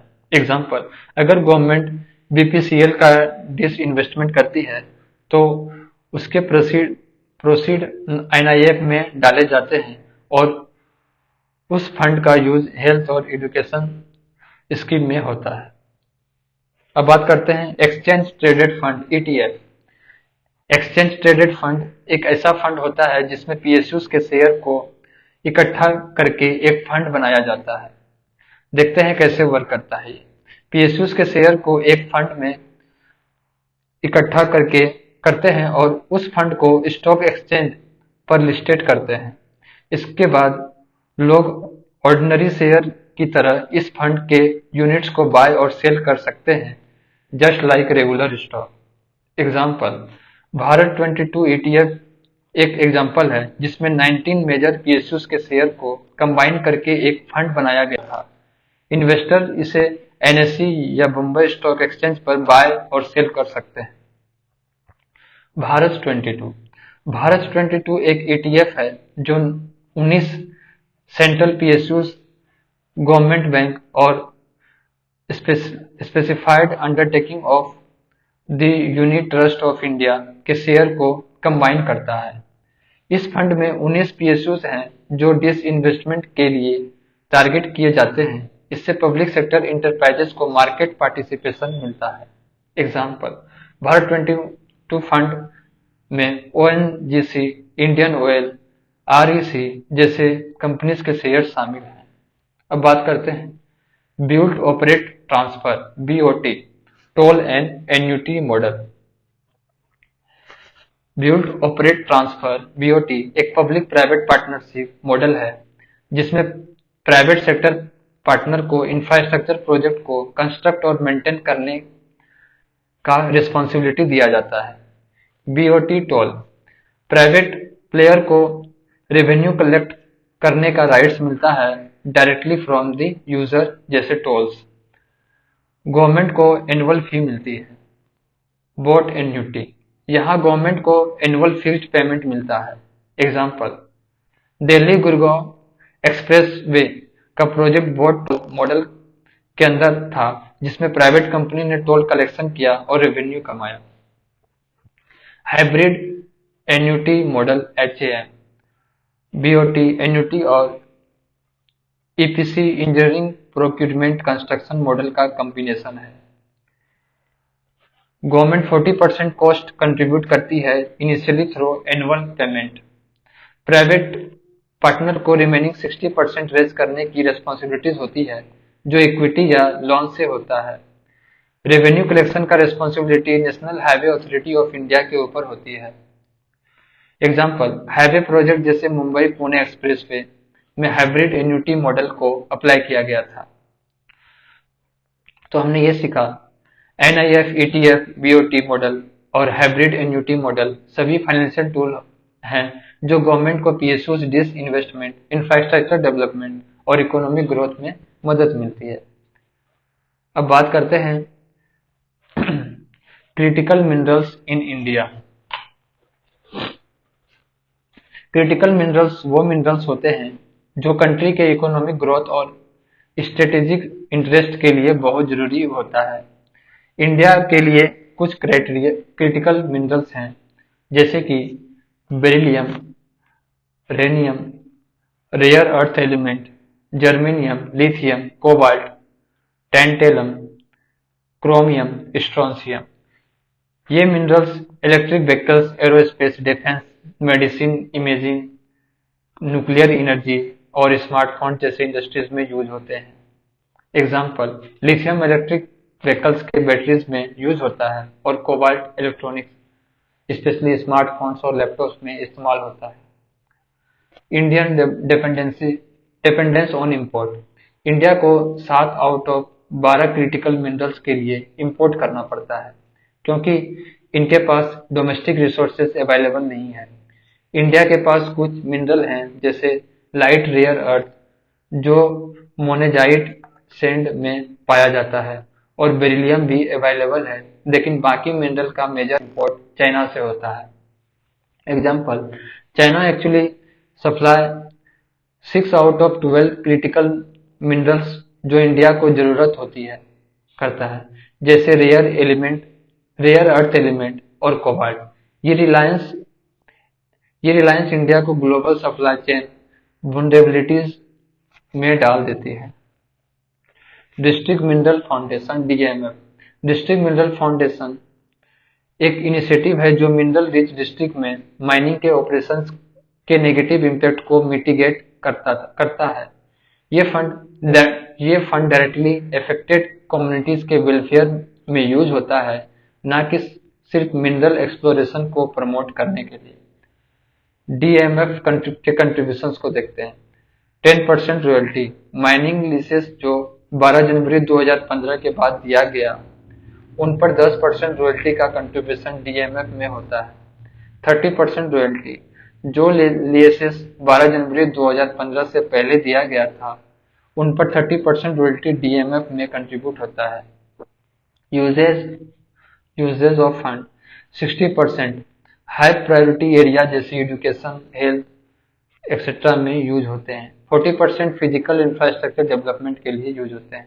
एग्जाम्पल, अगर छत्तीसगढ़ के किसी माइनिंग डिस्ट्रिक्ट में माइनिंग होता है तो डीएमएफ के फंड को लोकल हॉस्पिटल, स्कूल और वाटर सप्लाई सिस्टम में यूज किया जाता है। अब बात करते हैं प्रधानमंत्री खनिज क्षेत्र कल्याण योजना पीएमकेकेवाई। पीएमकेकेवाई का एम है कि माइनिंग से अफेक्टेड एरिया को सोशल वेलफेयर और इंफ्रास्ट्रक्चर की फैसिलिटी दी जाए। इसके लिए डीएमएफ का यूज होता है। High priority area 60%, education, health, sanitation etcetera में होता है। लो प्रायोरिटी एरियाज जिसमें 40% फंड फिजिकल इंफ्रास्ट्रक्चर जैसे रोड, ब्रिजेज में होता है। एग्जाम्पल, अगर एक माइनिंग एरियाज में लोगों को क्लीन ड्रिंकिंग वाटर की जरूरत है तो पीएमकेकेवाई के फंड को वाटर ट्रीटमेंट प्लांट लगाने के लिए यूज किया जाता है। अब कुछ की टर्म्स को देख लेते हैं। क्रिटिकल मिनरल, वो मिनरल जो स्पेसिफिक इंडस्ट्रीज में यूज होते हैं और नेशनल सिक्योरिटी या इकोनॉमिक ग्रोथ के लिए जरूरी होता है। इंडिया इंपोर्ट डिपेंडेंस, इंडिया को कई इम्पोर्टेंट मिनरल्स के लिए चाइना पर डिपेंड करना पड़ता है जो ग्लोबल सप्लाई चेन में रिस्क क्रिएट करता है। डिस्ट्रिक्ट मिनरल फाउंडेशन एक फंड है जो माइनिंग से अफेक्टेड कम्युनिटीज के वेलफेयर में यूज होता है। पीएमकेकेवाई माइनिंग एरियाज में सोशल वेलफेयर और इंफ्रास्ट्रक्चर डेवलपमेंट के लिए स्कीम है। रॉयल्टीज, माइनिंग कंपनीज को जो रॉयल्टीज गवर्नमेंट को देनी होती है उसका एक पार्ट डीएमएफ में कंट्रीब्यूट होता है। अब बात करते हैं लेबर लॉज। इंडिया में लेबर लॉज काफी इंपॉर्टेंट है क्योंकि ये वर्कर के राइट्स को प्रमोट करता है और उनकी वर्किंग कंडीशन को इम्प्रूव करता है। लेबर को इंडियन कॉन्स्टिट्यूशन में कंकरेंट सब्जेक्ट बनाया गया है, मतलब सेंट्रल गवर्नमेंट और स्टेट गवर्नमेंट दोनों मिलकर लेबर रिलेटेड लॉज बना सकते हैं। अब लेबर लॉज को सिंप्लीफाई करने के लिए न्यू लेबर कोड इंट्रोड्यूस किया गया है जिसमें 29 पुराने लॉज को कंसोलिडेट करके 4 मेजर कोड बनाया गया है। चलिए इसे समझते हैं। The code on wage 2019। Code on wage का मेन पर्पज है कि मिनिमम वेज को फिक्स किया जाए जो शेयर इंडिया में अप्लीकेबल हो। ये कोड स्टेट गवर्नमेंट को पावर देता है कि वो अपने लोकल कंडीशन को के हिसाब से मिनिमाइज वेज को बढ़ा सकते हैं। मिनिमम वेज, ये कोड ये इंश्योर करता है कि वर्कर को उनके काम के लिए एक बेसिक वेज मिले जो लिवलीहुड के लिए सफिशिएंट हो। कंपोनेंट्स ऑफ वेजेज, वेज के कंपोनेंट्स क्लियर किए गए हैं जैसे बेसिक पे, डियरेंस अलाउंस और retaining allowance. Timely payment, employer को वेजेज स्पेसिफाइड टाइम फ्रेम में देना होता है जो यूजुअली वेज पीरियड के इंड के 2 वर्किंग डे के अंदर होता है। एग्जाम्पल, अगर एक फैक्ट्री में वर्कर को 10,000 मंथली सैलरी मिलती है तो एम्प्लॉयर को इस अमाउंट को टाइम पे देना होगा जो कोड ऑन वेज के तहत इन्फोर्स होता है। अब बात करते हैं occupational safety health and working condition code 2020। Occupational safety health and working condition code का एम है कि वर्कर को सेफर और हेल्थियर वर्क इन्वायरमेंट मिले। ये code 13 existing central labour laws को यूनिफाई करता है। सेफ्टी एंड हेल्थ स्टैंडर्ड, ये कोड वर्क प्लेस में सेफ्टी और हेल्थ स्टैंडर्ड को सेट करता है जैसे कि वर्कर कंडीशन को इम्प्रूव करना और वर्कर को प्रोटेक्टिव मेजर्स प्रोवाइड करना। इंस्पेक्टर पावर्स, इंस्पेक्टर को स्ट्रॉन्गर पावर दिया गया है जिससे वो सेफ्टी रेगुलेशंस को इन्फोर्स कर सके और वायलेशन पर पेनल्टीज लगा सके। Safety committee, her work place में सेफ्टी कमेटी बनाई होती है जिसमें वर्कर को भी रिप्रेजेंट किया जाता है। एग्जाम्पल, अगर कोई फैक्ट्री में केमिकल एक्सपोजर की वजह से वर्कर को हेल्थ प्रॉब्लम हो जाती है तो इस लॉ के अंदर एम्प्लॉयर को सेफ्टी मेजर और मेडिकल फैसिलिटी देनी होती है। अब बात करते हैं social security code 2020। Social security code का मेन गोल है कि वर्कर को सोशल सिक्योरिटी बेनिफिट इजिली मिल सके, चाहे वो ऑर्गेनाइज या अनऑर्गेनाइज सेक्टर में काम कर रहे हो। इस कोड में 9 एग्जिस्टिंग लॉज को मर्ज किया गया है। Simplified system, social security benefit को सिंप्लीफाई किया गया है ताकि वर्कर को इजिली हेल्थ केयर, पेंशन और इंश्योरेंस बेनिफिट मिल सके। पोर्टेबिलिटी, अगर वर्कर अपना जॉब बदलते हैं या लोकेशन चेंज करते हैं तो उनको अपने सोशल सिक्योरिटी बेनिफिट्स को ट्रांसफर करना इजी हो जाता है। सेंट्रलाइज सिस्टम, सोशल सिक्योरिटी को सेंट्रलाइज सिस्टम के थ्रू मैनेज किया जाता है जिसमें टेक्नोलॉजी का यूज करके इफिशिएंसी और ट्रांसपेरेंसी बढ़ाई जाती है। एग्जाम्पल, अगर एक वर्कर एक कंपनी में काम कर रहा है और जॉब बदल देता है तो सोशल सिक्योरिटी बेनिफिट्स को ट्रांसफर करना इजी हो जाता है, जैसे प्रोविडेंट फंड और ग्रेट्युटी। अब बात करते हैं the industrial relation code 2020। Industrial relation code का एम है कि इंडस्ट्रियल डिस्प्यूट्स को जल्दी सॉल्व किया जाए और वर्कर एम्प्लॉयर रिलेशन को इम्प्रूव किया जाए। ये कोड 3 मेजर लॉ को यूनिफाई करता है: ट्रेड यूनियन, इंडस्ट्रियल डिस्प्यूट्स और standing order. Fixed term employment, ये कोड फिक्स्ड टर्म एम्प्लॉयमेंट को लीगलाइज करता है जिसमें वर्कर को स्पेसिफिक टाइम के लिए हायर किया जाता है। रिट्रेंचमेंट, सर्टेन कंडीशन में रिट्रेंचमेंट यानी कि वर्कर को जॉब से रिमूव करना को आसान बनाता है अगर कंपनी को फाइनेंशियल डिफिकल्टी हो।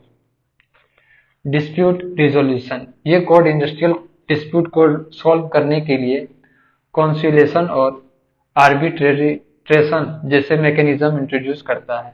वर्कर कमिटीज, एस्टेब्लिशमेंट जिसमें 100 प्लस वर्कर हैं उनमें वर्कर कमेटी का फॉर्मेशन मैंडेटरी होता है। एग्जाम्पल, अगर एक कंपनी को अपना वर्कफोर्स को रिड्यूस करना है तो इस कोर्स के तहत रिट्रेंचमेंट के लिए कंडीशन क्लियर होता है। ये इंश्योर करता है कि वर्कर को अपने राइट्स के लिए फाइट करने का फेयर चांस मिले। अब बात करते हैं differences between the NIMZ and SEZ। NIMZ यानी कि national investment and manufacturing zone और SEZ यानी कि स्पेशल इकोनॉमिक जोन दोनों ही इकोनॉमिक ग्रोथ और इंडस्ट्रियल डेवलपमेंट के लिए इंपॉर्टेंट इनिशिएटिव है। Basic framework and legal basis.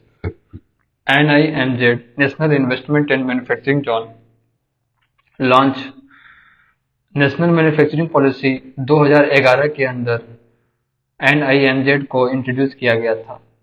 इसकी ऑब्जेक्टिव की बात करें तो इसका मेन गोल मैन्युफैक्चरिंग और इंडस्ट्रियल ग्रोथ को बूस्ट करना है ताकि इंडिया को ग्लोबल मैन्युफैक्चरिंग हब बनाया जा सके। ये जोन सेल्फ सस्टेन टाउनशिप बनाने का एम रखते हैं जो अपने इंफ्रास्ट्रक्चर से लेके बेसिक सर्विस जैसे कि स्कूल, इलेक्ट्रिसिटी तक सब कुछ प्रोवाइड करेगा। अब बात करते हैं SEZ स्पेशल इकोनॉमिक जोन। इस स्पेशल इकोनॉमिक जोन को SEZ एक्ट 2005 के अंदर सेटअप किया गया था। इसकी ऑब्जेक्टिव को देखते हैं। SEZ का main focus export oriented industries पर होता है। ये जोन फॉरेन ट्रेड को प्रमोट करते हैं और स्पेशली एक्सपोर्ट बिजनेसेस को इंसेंटिव देने के लिए डिजाइन होते हैं। एग्जाम्पल देखते हैं।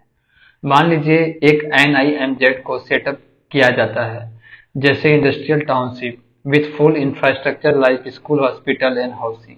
ये area not just manufacturing but entire community को डेवलप करेगा।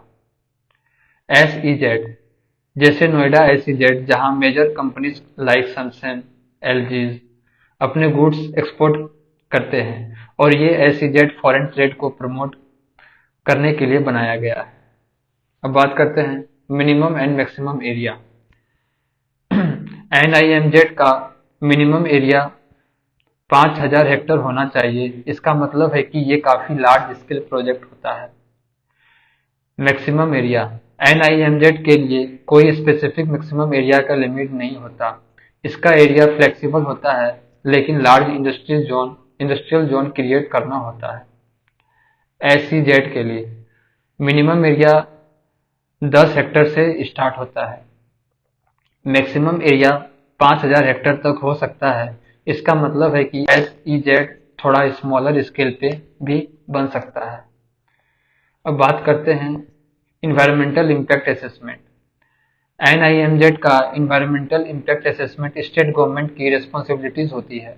इसमें लोकल गवर्नमेंट एरिया और सराउंडिंग कम्युनिटीज को इन्वायरमेंटल कंसर्न पर फोकस करते हुए प्रोजेक्ट एग्जीक्यूट करते हैं। SEZ में ये रिस्पॉन्सिबिलिटी प्रोजेक्ट डेवलपर की होती है। डेवलपर को इंश्योर करना होता है कि इन्वायरमेंटल स्टैंडर्ड फॉलो किया जा रहा है कि नहीं। NIMZ सेल्फ सफिशिएंट टाउनशिप है, जिसमें मैन्युफैक्चरिंग के अलावा बेसिक इंफ्रास्ट्रक्चर जैसे स्कूल, हॉस्पिटल, हाउसिंग भी अवेलेबल होता है। इनका एम होता है इकोनॉमिक डेवलपमेंट को होलिस्टिकली प्रमोट करना, जिसमें कम्युनिटी डेवलपमेंट भी इन्वॉल्व है। SEZ को डीम्ड फॉरेन टेरिटरीज माना जाता है, मतलब ये जोन इंडिया का फॉरेन टेरिटरी की तरह बिहेव करते हैं। ये zone primarily export oriented industries के लिए डिजाइन किया जाता है, जहां इंडस्ट्रीज को टैक्स एग्जेम्पशन और अदर इंसेंटिव्स मिलते हैं।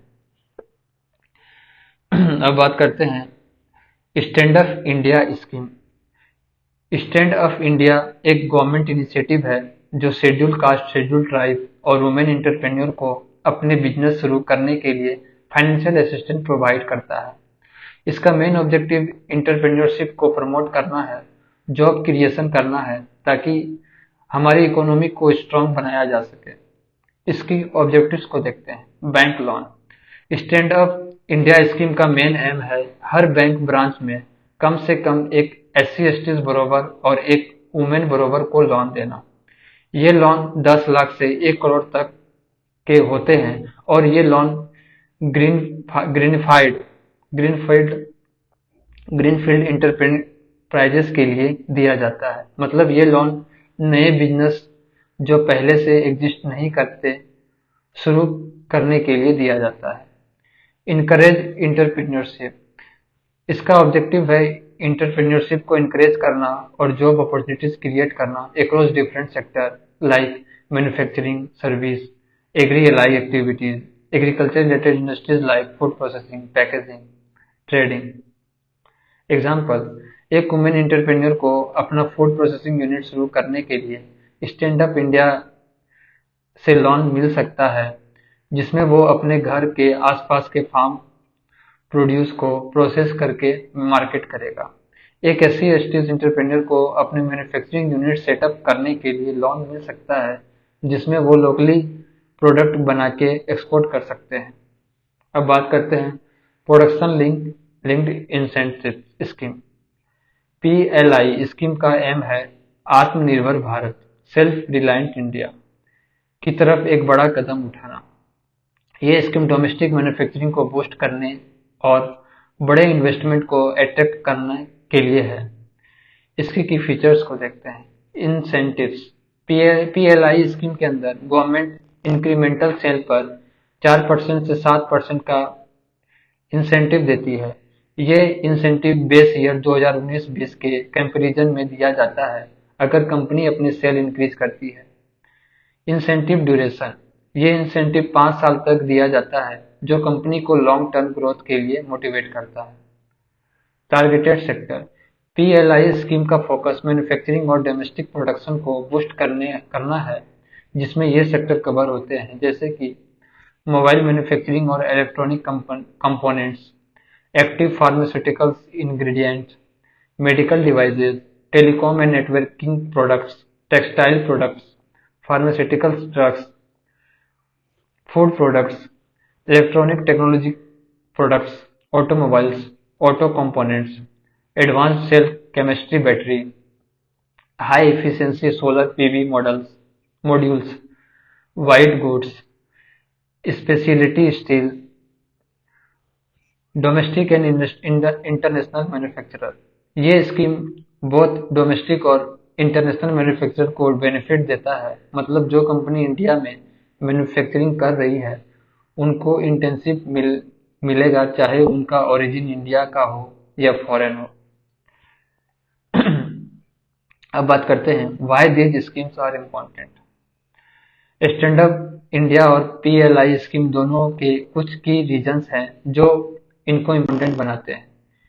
Encouraging entrepreneurship, stand up India SC/STs और वुमेन एंटरप्रेन्योर को फाइनेंशियल सपोर्ट देता है जो अदरवाइज एसेस टू कैपिटल नहीं कर सकते।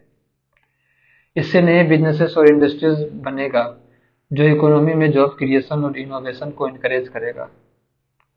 Boosting domestic manufacturing, PLI scheme का मेन एम है इंपोर्ट डिपेंडेंसी को कम करना और डोमेस्टिक मैन्युफैक्चरिंग को बढ़ावा देना।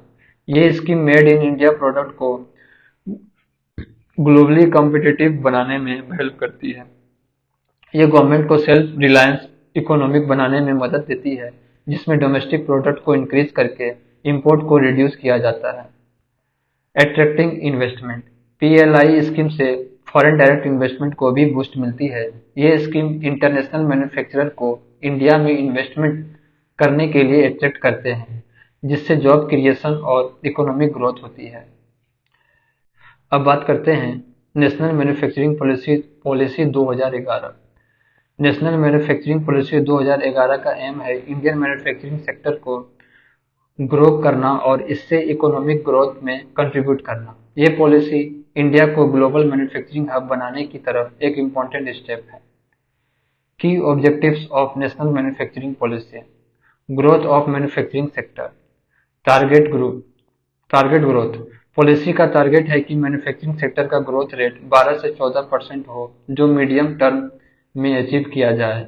जीडीपी कंट्रीब्यूशन, मैन्युफैक्चरिंग सेक्टर का कंट्रीब्यूशन नेशनल जीडीपी में कम से कम 25% हो और यह टारगेट 2022 तक अचीव करना है। जैसे एग्जांपल देखते हैं, अगर ऑटोमोबाइल मैन्युफैक्चरिंग सेक्टर को बूस्ट दिया जाता है तो मैन्युफैक्चरिंग का जीडीपी में कंट्रीब्यूट बढ़ेगा जिससे मारुति सुजुकी जैसे कंपनी का ग्रोथ इस पॉलिसी से लिंक हो सकता है। Job creation, 100 million jobs. Policy का गोल था कि 100 मिलियन जॉब्स क्रिएट किया जाए जो 2022 तक अचीव किया जाएगी। इंक्लूसिव ग्रोथ, ये जॉब रूरल, माइग्रेंट और अर्बन पुअर के लिए होंगे ताकि सबको एम्प्लॉयमेंट मिल सके और ग्रोथ इंक्लूसिव हो। एग्जाम्पल, अगर टेक्सटाइल मैन्युफैक्चरिंग को प्रमोट किया जाता है तो रूरल एरिया में लोगों को एम्प्लॉयमेंट मिल सकता है जैसे हैंडलूम वीवर को। Technological advancement, increase domestic value addition, manufacturing में टेक्नोलॉजी डेप्थ बढ़ाने की कोशिश की जाएगी ताकि प्रोडक्शन में वैल्यू एडिशन हो। एग्जाम्पल, स्मार्टफोन्स की मैन्युफैक्चरिंग में एडवांस टेक्नोलॉजी यूज की जाएगी जैसे एलईडी डिस्प्ले टेक्नोलॉजी जिससे डोमेस्टिक प्रोडक्शन का वैल्यू बढ़ेगा। Enhancing competitiveness, global competitiveness, India के मैन्युफैक्चरिंग सेक्टर को ग्लोबल स्टैंडर्ड के साथ मैच करने के लिए इंटरनेशनल कॉम्पिटिटिवनेस को इनहेंस किया जाएगा। एग्जाम्पल, अगर इंडियन ऑटोमोबाइल मैन्युफैक्चरर अपने प्रोडक्ट को इंटरनेशनल स्टैंडर्ड पर ले आता है तो वो ग्लोबल मार्केट में कम्पीट कर सकते हैं जैसे टाटा मोटर्स ने जगुआर और लैंड रोवर्स एक्वायर किए। सस्टेनेबिलिटी, पॉलिसी में सस्टेनेबिलिटी पर भी फोकस दिया जाता है ताकि मैन्युफैक्चरिंग प्रैक्टिसेस इन्वायरमेंटल फ्रेंडली हो और फ्यूचर जनरेशन के लिए रिसोर्स प्रिजर्व किया जा सके। एग्जाम्पल, इलेक्ट्रिक व्हीकल का मैन्युफैक्चरिंग प्रमोट करना जिससे पोल्यूशन कम हो और सस्टेनेबल ग्रोथ हो। Policy initiative to promote manufacturing sector growth. First, national investment and manufacturing zone.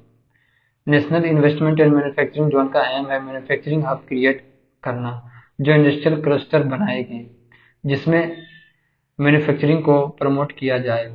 Single window clearance, यह सिस्टम अलाउ करता है कि एंटरप्रेन्योर को जो अपने बिजनेस सेटअप करना चाहते हैं जिसमें उन्हें मल्टीपल क्लियरेंस लेने की जगह सिंगल विंडो क्लियरेंस मिलेगा।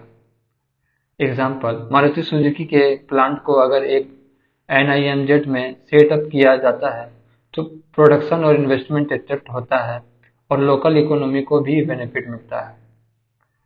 Technology acquisition and development fund TADF, ये फंड टेक्नोलॉजी एक्वायर करने और डेवलप करने में हेल्प करता है जो मैन्युफैक्चरिंग प्रोसेस को एडवांस बनाता है। इस फंड का management department of industries policies and promotion DIPP करता है। एग्जाम्पल, टेस्ला जैसे कंपनी को एडवांस टेक्नोलॉजी के लिए TADF से फाइनेंस सपोर्ट मिलता है।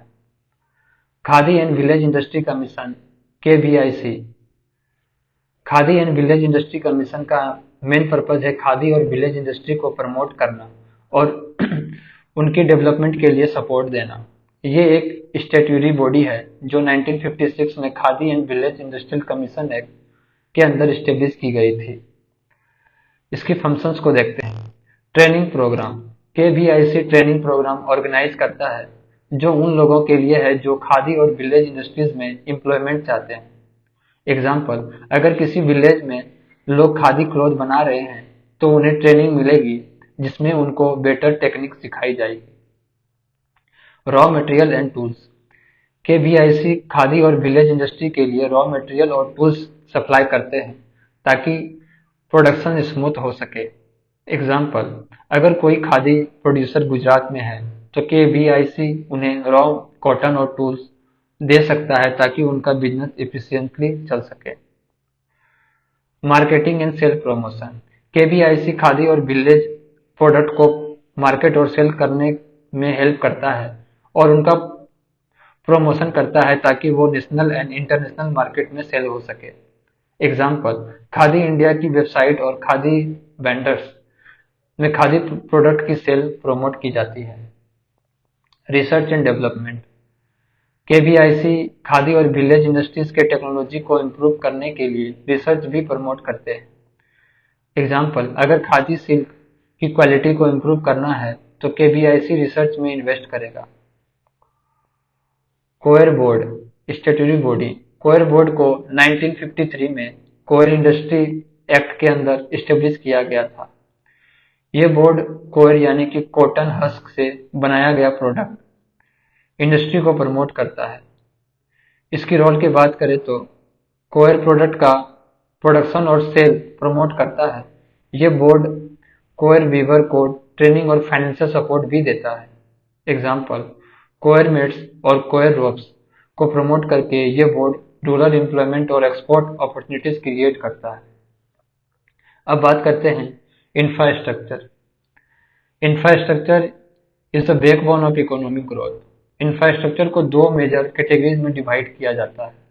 Economic infrastructure, energy, transportation and communication के सिस्टम को इकोनॉमिक इंफ्रास्ट्रक्चर कहा जाता है। इन सिस्टम की efficiency business operation, economic growth और फॉरेन इन्वेस्टमेंट को डायरेक्ट इफेक्ट करती है।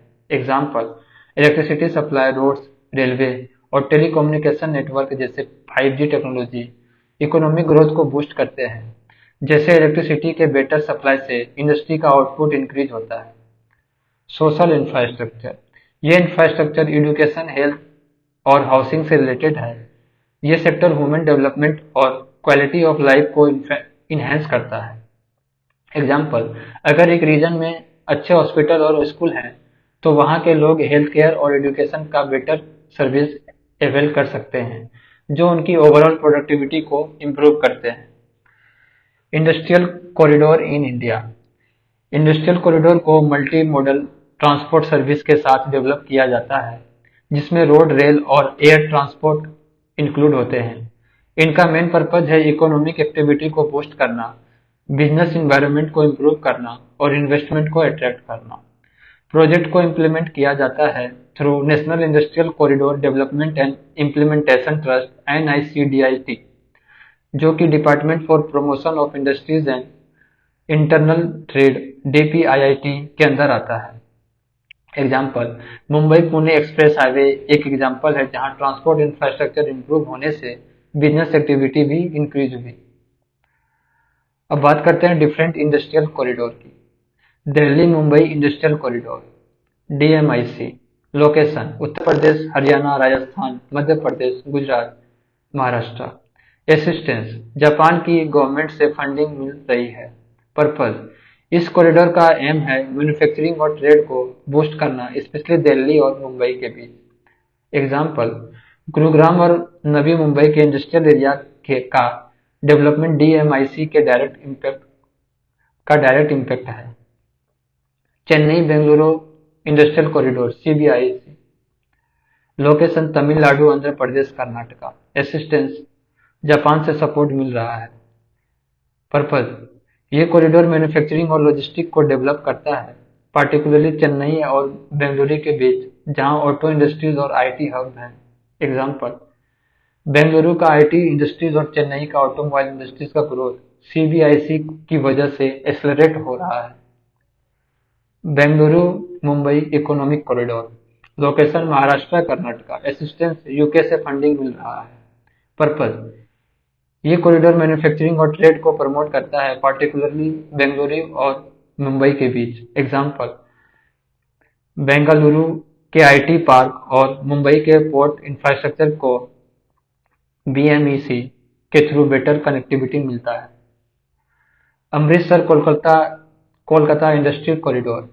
Location Punjab, Haryana, Uttarakhand, Uttar Pradesh, Bihar, Jharkhand, West Bengal. Purpose ये कॉरिडोर ईस्टर्न इंडिया को फोकस करता है, जहां टेक्सटाइल, एग्रीकल्चर और मैन्युफैक्चरिंग इंडस्ट्री को बूस्ट दिया जाएगा। एग्जाम्पल अमृतसर का टेक्सटाइल इंडस्ट्री और कोलकाता का पोर्ट एक्सपेंशन एकेआईसी की वजह से पॉसिबल हो रहा है। East coast economic corridor. Location West Bengal, Odisha, Andhra Pradesh, Tamil Nadu. Assistance Asian development bank से फंडिंग मिल रहा है।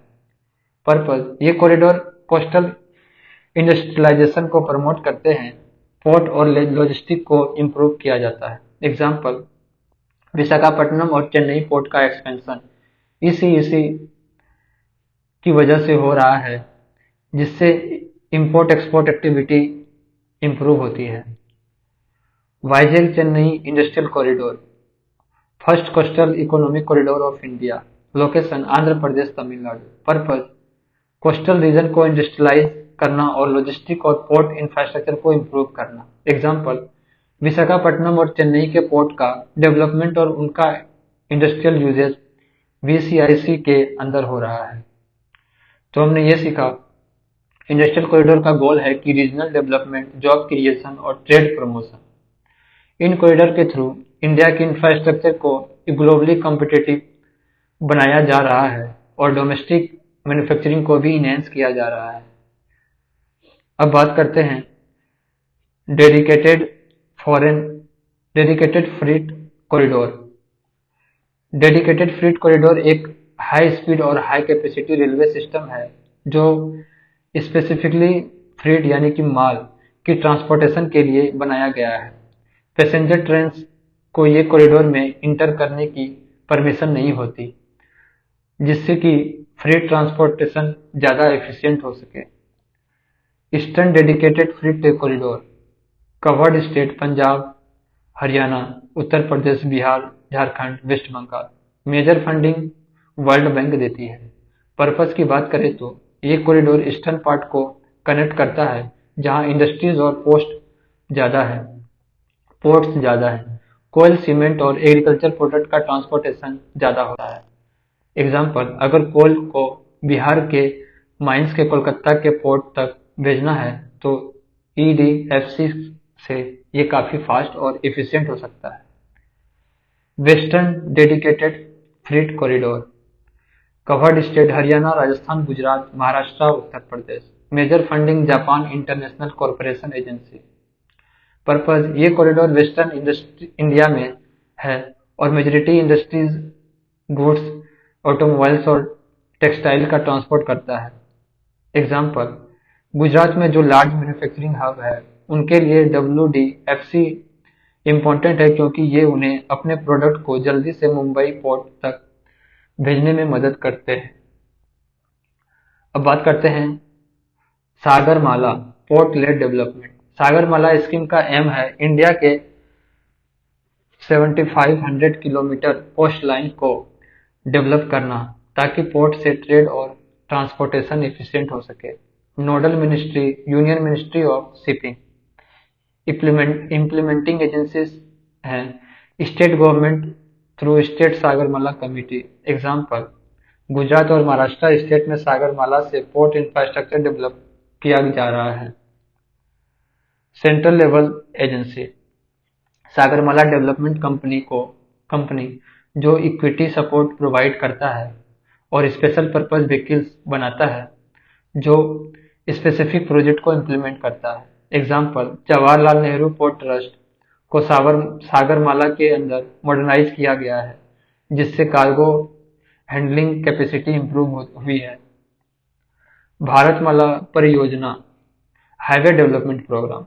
भारतमाला परियोजना एक अम्ब्रेला प्रोग्राम है जो हाईवे सेक्टर को मॉडर्नाइज करता है। यह प्रोग्राम काफी इंपॉर्टेंट है क्योंकि इससे रोड इंफ्रास्ट्रक्चर को इनहेंस किया जाता है। इसकी की फीचर्स की बात करें तो इकोनॉमिक कॉरिडोर, ये कॉरिडोर मेजर इंडस्ट्रियल एरियाज को कनेक्ट करते हैं जिससे गुड्स की ट्रांसपोर्टेशन इजी हो जाती है। ग्रीनफील्ड प्रोजेक्ट, ये नए रोड्स बनाने की बात करता है जो एग्जिस्टिंग इंफ्रास्ट्रक्चर से ज़्यादा एफिशिएंट होते हैं। ब्राउनफील्ड प्रोजेक्ट, ये पुराने इंफ्रास्ट्रक्चर को अपग्रेड करने की बात करते हैं। एग्जाम्पल, दिल्ली मुंबई एक्सप्रेसवे को भारतमाला के अंदर डेवलप किया गया है जो दिल्ली और मुंबई के बीच फास्ट ट्रेवल को प्रमोट करता है। अब कुछ की टर्म्स को देख लेते हैं। डेडिकेटेड फ्रीट कॉरिडोर, ये स्पेसिफिक ट्रेन को फ्री ट्रांसपोर्ट करने के लिए डेडिकेटेड लेन्स देती है। सागरमाला पोर्ट लेड डेवलपमेंट से कोस्टल एरिया का इकोनॉमिक डेवलपमेंट हो सकता है। भारतमाला परियोजना रोड डेवलपमेंट को फोकस करने वाला स्कीम है जो इकोनॉमिक कॉरिडोर और हाईवे इंफ्रास्ट्रक्चर को इम्प्रूव करता है। अब बात करते हैं national infrastructure pipeline (NIP). National infrastructure pipeline एक वन स्टॉप सॉल्यूशन है जो इंफ्रास्ट्रक्चर प्रोजेक्ट के बारे में इंफॉर्मेशन प्रोवाइड करता है। इसका एम है इंफ्रास्ट्रक्चर डेवलपमेंट को एक्सेलरेट करना और 2024-25 तक 102 लाख करोड़ रुपीज इन्वेस्ट करना।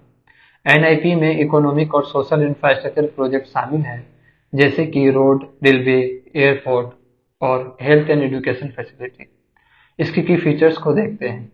इन्वेस्टमेंट प्लान NIP के तहत 102 लाख करोड़ रुपए की इन्वेस्टमेंट की प्लानिंग है। ये इन्वेस्टमेंट सेंटर स्टेट गवर्नमेंट और प्राइवेट सेक्टर के बीच से की जाएगी with a formula of 39:39:22। 39% of fund will be come from the center and state, 22% will be contributed by the private sector. Example, जैसे दिल्ली मुंबई इंडस्ट्रियल कॉरिडोर या चार धाम हाईवे प्रोजेक्ट NIP के अंदर large scale infrastructure project implement हो रहा है। अब बात करते हैं national logistic efficiency and advancement predictability and safety act NLEAPS। NLEAPS का एम है लॉजिस्टिक कॉस्ट को 14% ऑफ GDP से कम करके 10% ऑफ GDP तक लाना। इसके थ्रू लॉजिस्टिक सर्विस को मॉडर्नाइज किया जाएगा और डिजिटाइजेशन को प्रमोट किया जाएगा। इसकी ऑब्जेक्टिव्स को देखते हैं। Logistic cost reduction, logistic sector की इफिशिएंसी को इम्प्रूव करना और कॉस्ट को GDP के 10% तक लाना। इससे ट्रेड और मूवमेंट ऑफ गुड्स और चिपर हो जाएंगे जो इकोनॉमिक ग्रोथ को बूस्ट करेगी।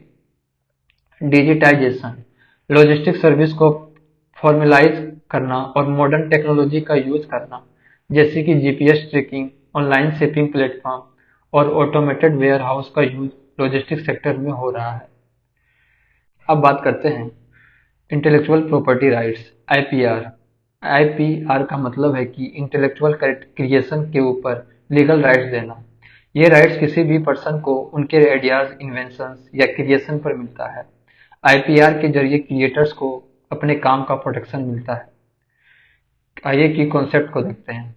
IPR under universal declaration of human rights. Article 27 के तहत universal declaration of human rights में IPR का मेंशन किया है जो कि क्रिएटर के राइट्स को ग्लोबली प्रोटेक्ट करता है। Types of intellectual property, copyrights, author को अपने लिटरेसी और आर्टिस्ट वर्क जैसे बुक, म्यूजिक और फिल्म पर एक्सक्लूसिव राइट्स मिलता है। ये राइट्स 50 ईयर्स के लिए वैलिड रहता है। एग्जाम्पल, अगर आपने एक नॉवल लिखा है तो आपको कॉपीराइट्स मिलेगा, जिसमें कोई आपका काम बिना परमिशन के कॉपी नहीं कर सकता।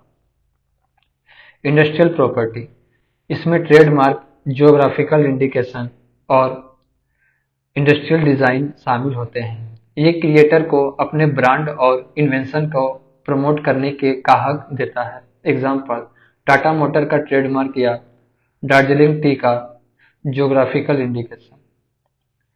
की treaties, Paris convention for industrial property 1983, Berne convention for literary and artisans work 1986। दोनों ट्रीटीज को world intellectual property organisation manage करता है। National IPR policy 2016, department of industrial policy and promotion को आईपीआर को इम्प्लीमेंट करने और कोऑर्डिनेट करने का रिस्पॉन्सिबिलिटी दी गई है। CIPAM, cell for IPR promotion and management को बनाया गया है, जो आईपीआर अवेयरनेस और मैनेजमेंट को प्रमोट करता है। एग्जाम्पल, CIPAM ने आईपीआर अवेयरनेस कैंपेन चलाया है, जिससे स्टार्टअप को अपने आइडियाज को प्रमोट करने की इम्पोर्टेंस समझ में आए। अब बात करते हैं कंपल्सरी लाइसेंसिंग।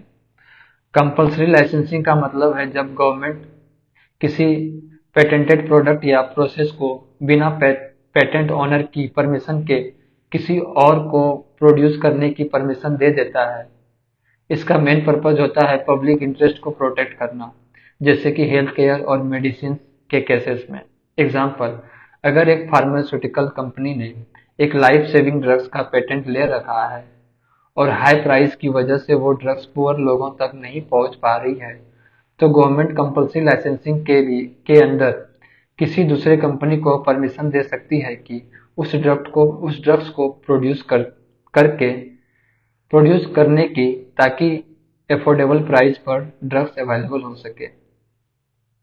एग्जाम्पल, इंडिया में नोवर्टिस की ग्लाइवेक कैंसर ड्रग्स जो है पर कंपल्सरी लाइसेंसेस इशू किया था, ताकि जेनेरिक वर्जन को प्रोड्यूस किया जा सके और लोगों को सस्ती दाम पर एक्सेस मिल सके।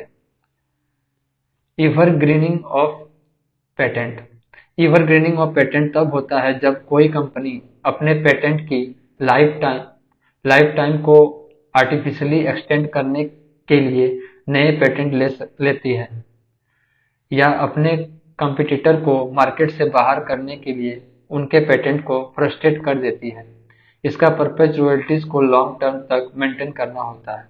एग्जाम्पल, अगर एक टेक्नोलॉजी कंपनी ने एक पर्टिकुलर इन्वेंशन का पेटेंट ले रखा है, तो वो माइनर इम्प्रूवमेंट करके या न्यू फीचर्स ऐड करके नए पेटेंट ले सकती है, ताकि उसकी एग्जिस्टेंस पेटेंट की एक्सपायरी डेट को एक्सटेंड किया जा सके। एग्जाम्पल, फार्मास्यूटिकल कंपनी अपने ओल्ड ड्रग्स का एवरग्रीनिंग करते हैं, जैसे एस्ट्राजेनेका ने अपनी patent on Nexium anti ulcer drugs को एक्सटेंड करने के लिए न्यू फॉर्मुलेशन बनाई थी। अब बात करते हैं global innovation index. Global innovation index एक रैंकिंग सिस्टम है जो कंट्रीज को इनोवेशन के बेसिस पर रैंक करता है। ये index world intellectual property organisation द्वारा पब्लिश किया जाता है। इसमें कंट्रीज को रिसर्च, टेक्नोलॉजी, इंफ्रास्ट्रक्चर और एजुकेशन के फैक्टर्स के बेसिस पर रैंक किया जाता है। एग्जाम्पल, इंडिया का रैंकिंग GII में हर साल इम्प्रूव हो रहा है, जो इस बात का इंडिकेशन है कि इंडिया में इनोवेशन और टेक्नोलॉजी डेवलपमेंट में ग्रोथ हो रही है। अब रिलेटेड कुछ एग्रीमेंट को देखते हैं। नाइस एग्रीमेंट, ये agreement international classification of goods and services के लिए होता है, जिससे ट्रेडमार्क रजिस्ट्रेशन को इंटरनेशनली सिंप्लीफाई किया जा सके। एग्जाम्पल, अगर एक कंपनी ब्रांड नेम रजिस्टर करवाना चाहती है, तो नीस एग्रीमेंट का यूज करके वो अपने ट्रेडमार्क को इंटरनेशनली प्रोटेक्ट कर सकती है।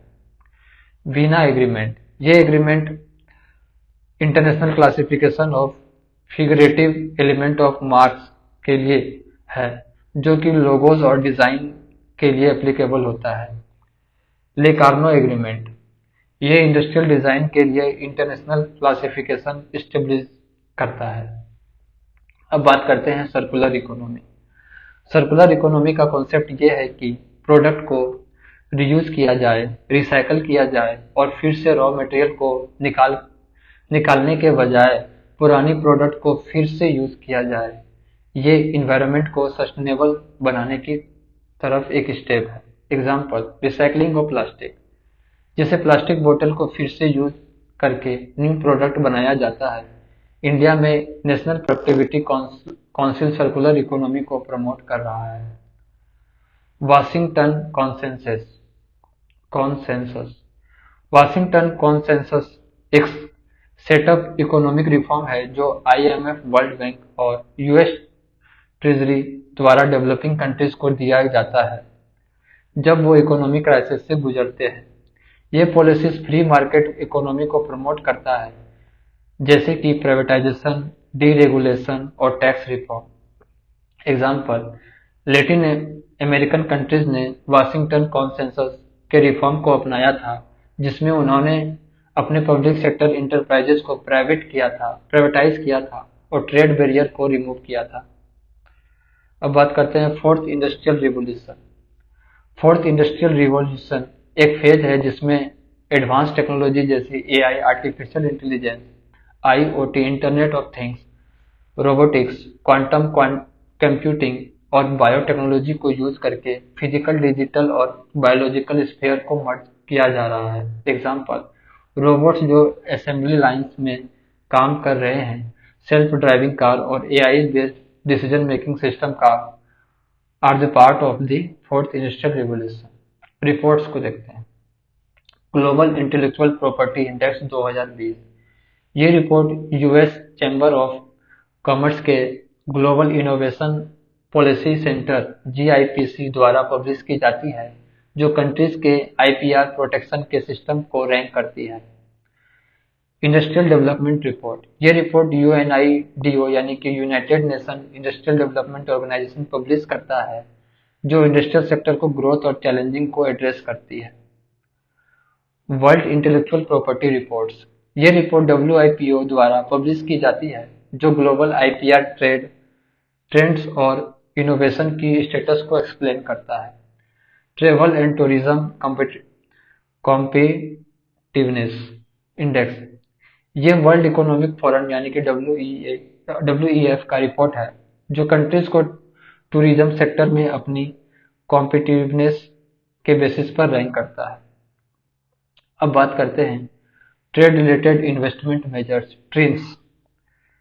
ट्रिम्स का कॉन्सेप्ट वर्ल्ड ट्रेड ऑर्गेनाइजेशन के रूल्स में आता है, जो इन्वेस्टमेंट मेजर्स को रेगुलेट करता है, जिसका इम्पैक्ट ट्रेड इन गुड्स पर पड़ता है, न कि सर्विस पर। ट्रिम्स के अंदर कुछ स्पेसिफिक ट्रेड रेस्ट्रिक्शंस को प्रोहिबिट किया गया है, जैसे कि फॉरेन इन्वेस्टमेंट के लिए क्वांटिटेटिव रेस्ट्रिक्शंस लगाना, जो इंपोर्ट को कंट्रोल करते हैं। अब कुछ की पॉइंट्स को देखते हैं। क्वांटिटेटिव रेस्ट्रिक्शंस, ट्रिम्स के अंदर फॉरेन इन्वेस्टर पर इंपोर्ट को क्वांटिफाई करने की कोई रेस्ट्रिक्शंस नहीं लगाई जा सकती है। मतलब अगर एक फॉरेन कंपनी इंडिया में गुड्स बेचना चाहती है, तो उसे कोई लिमिट नहीं होगी कि वो कितना क्वांटिटी इंपोर्ट कर सकता है। Applied to goods not services, TRIMS सिर्फ ट्रेड इन गुड्स पर लागू होता है, सर्विसेज को रेगुलेट नहीं करते। जैसे अगर एक फॉरेन कंपनी मैन्युफैक्चरिंग गुड्स बेचती है, तो उसको ट्रिम्स के गाइडलाइंस फॉलो करनी होती है। Note about foreign investment regulation, TRIMS का प्राइमरी फोकस ट्रेड के एस्पेक्ट्स पर है, not on the overall regulations of foreign investment in a country. Example, अगर एक foreign company mobile phones India में बेचने के लिए इन्वेस्ट करना चाहती है, तो उसको कोई ऐसा इंपोर्ट क्वांटिटी लिमिट नहीं दी जाएगी जो उसकी बिजनेसेस ग्रोथ को रिस्ट्रिक्ट करे। वो अपने प्रोडक्ट इंडिया में इंपोर्ट कर सकती है, लेकिन ट्रिम्स ये इंश्योर करता है कि ये फ्री ट्रेड हो विदाउट क्वांटिटेटिव रेस्ट्रिक्शन। अब बात करते हैं सोर्सेस ऑफ एनर्जी। एनर्जी की सोर्सेस को दो मेजर कैटेगरीज में डिवाइड किया गया है, conventional and non conventional sources. Conventional sources of energy, these are the traditional sources that have been used for centuries to generate power and energy. Commercial source, ये वो energy source है जो market में readily available होते हैं और जिन्हें large scale पे यूज किया जाता है। कोयल सबसे पुराना और most widely use source of energy है। इंडिया में पावर जनरेशन का मेजर सोर्स कोल ही है। ऑयल पेट्रोलियम और डीजल एग्जाम्पल है। ये ट्रांसपोर्टेशन और इंडस्ट्रीज में मेजर एनर्जी सोर्स है। Natural gas, liquefied petroleum gas LPG और मीथेन गैस का यूज हाउस होल्ड और इंडस्ट्रीज में होता है। हाइड्रो एनर्जी, वाटर बॉडीज को यूज करके इलेक्ट्रिसिटी जनरेट करना, जैसे hydro electrical power plant, example बाखरा Nangal dam. Non commercial source, ये वो एनर्जी सोर्स है जो लोकल लेवल पे यूज होता है, मोस्टली रूरल एरिया में, और ये ओपन फ्री होते हैं। फायरवुड, गांव में लोग फायरवुड का यूज करते हैं कुकिंग और हीटिंग के लिए। काउ डंग, गांव में काउ डंग को फ्यूल के रूप में यूज किया जाता है, स्पेशली कुकिंग के लिए। एग्रीकल्चरल वेस्ट, खेतों का वेस्ट मटेरियल भी एनर्जी सोर्स बन सकता है, जैसे बायोमास। अब बात करते हैं non conventional source of energy.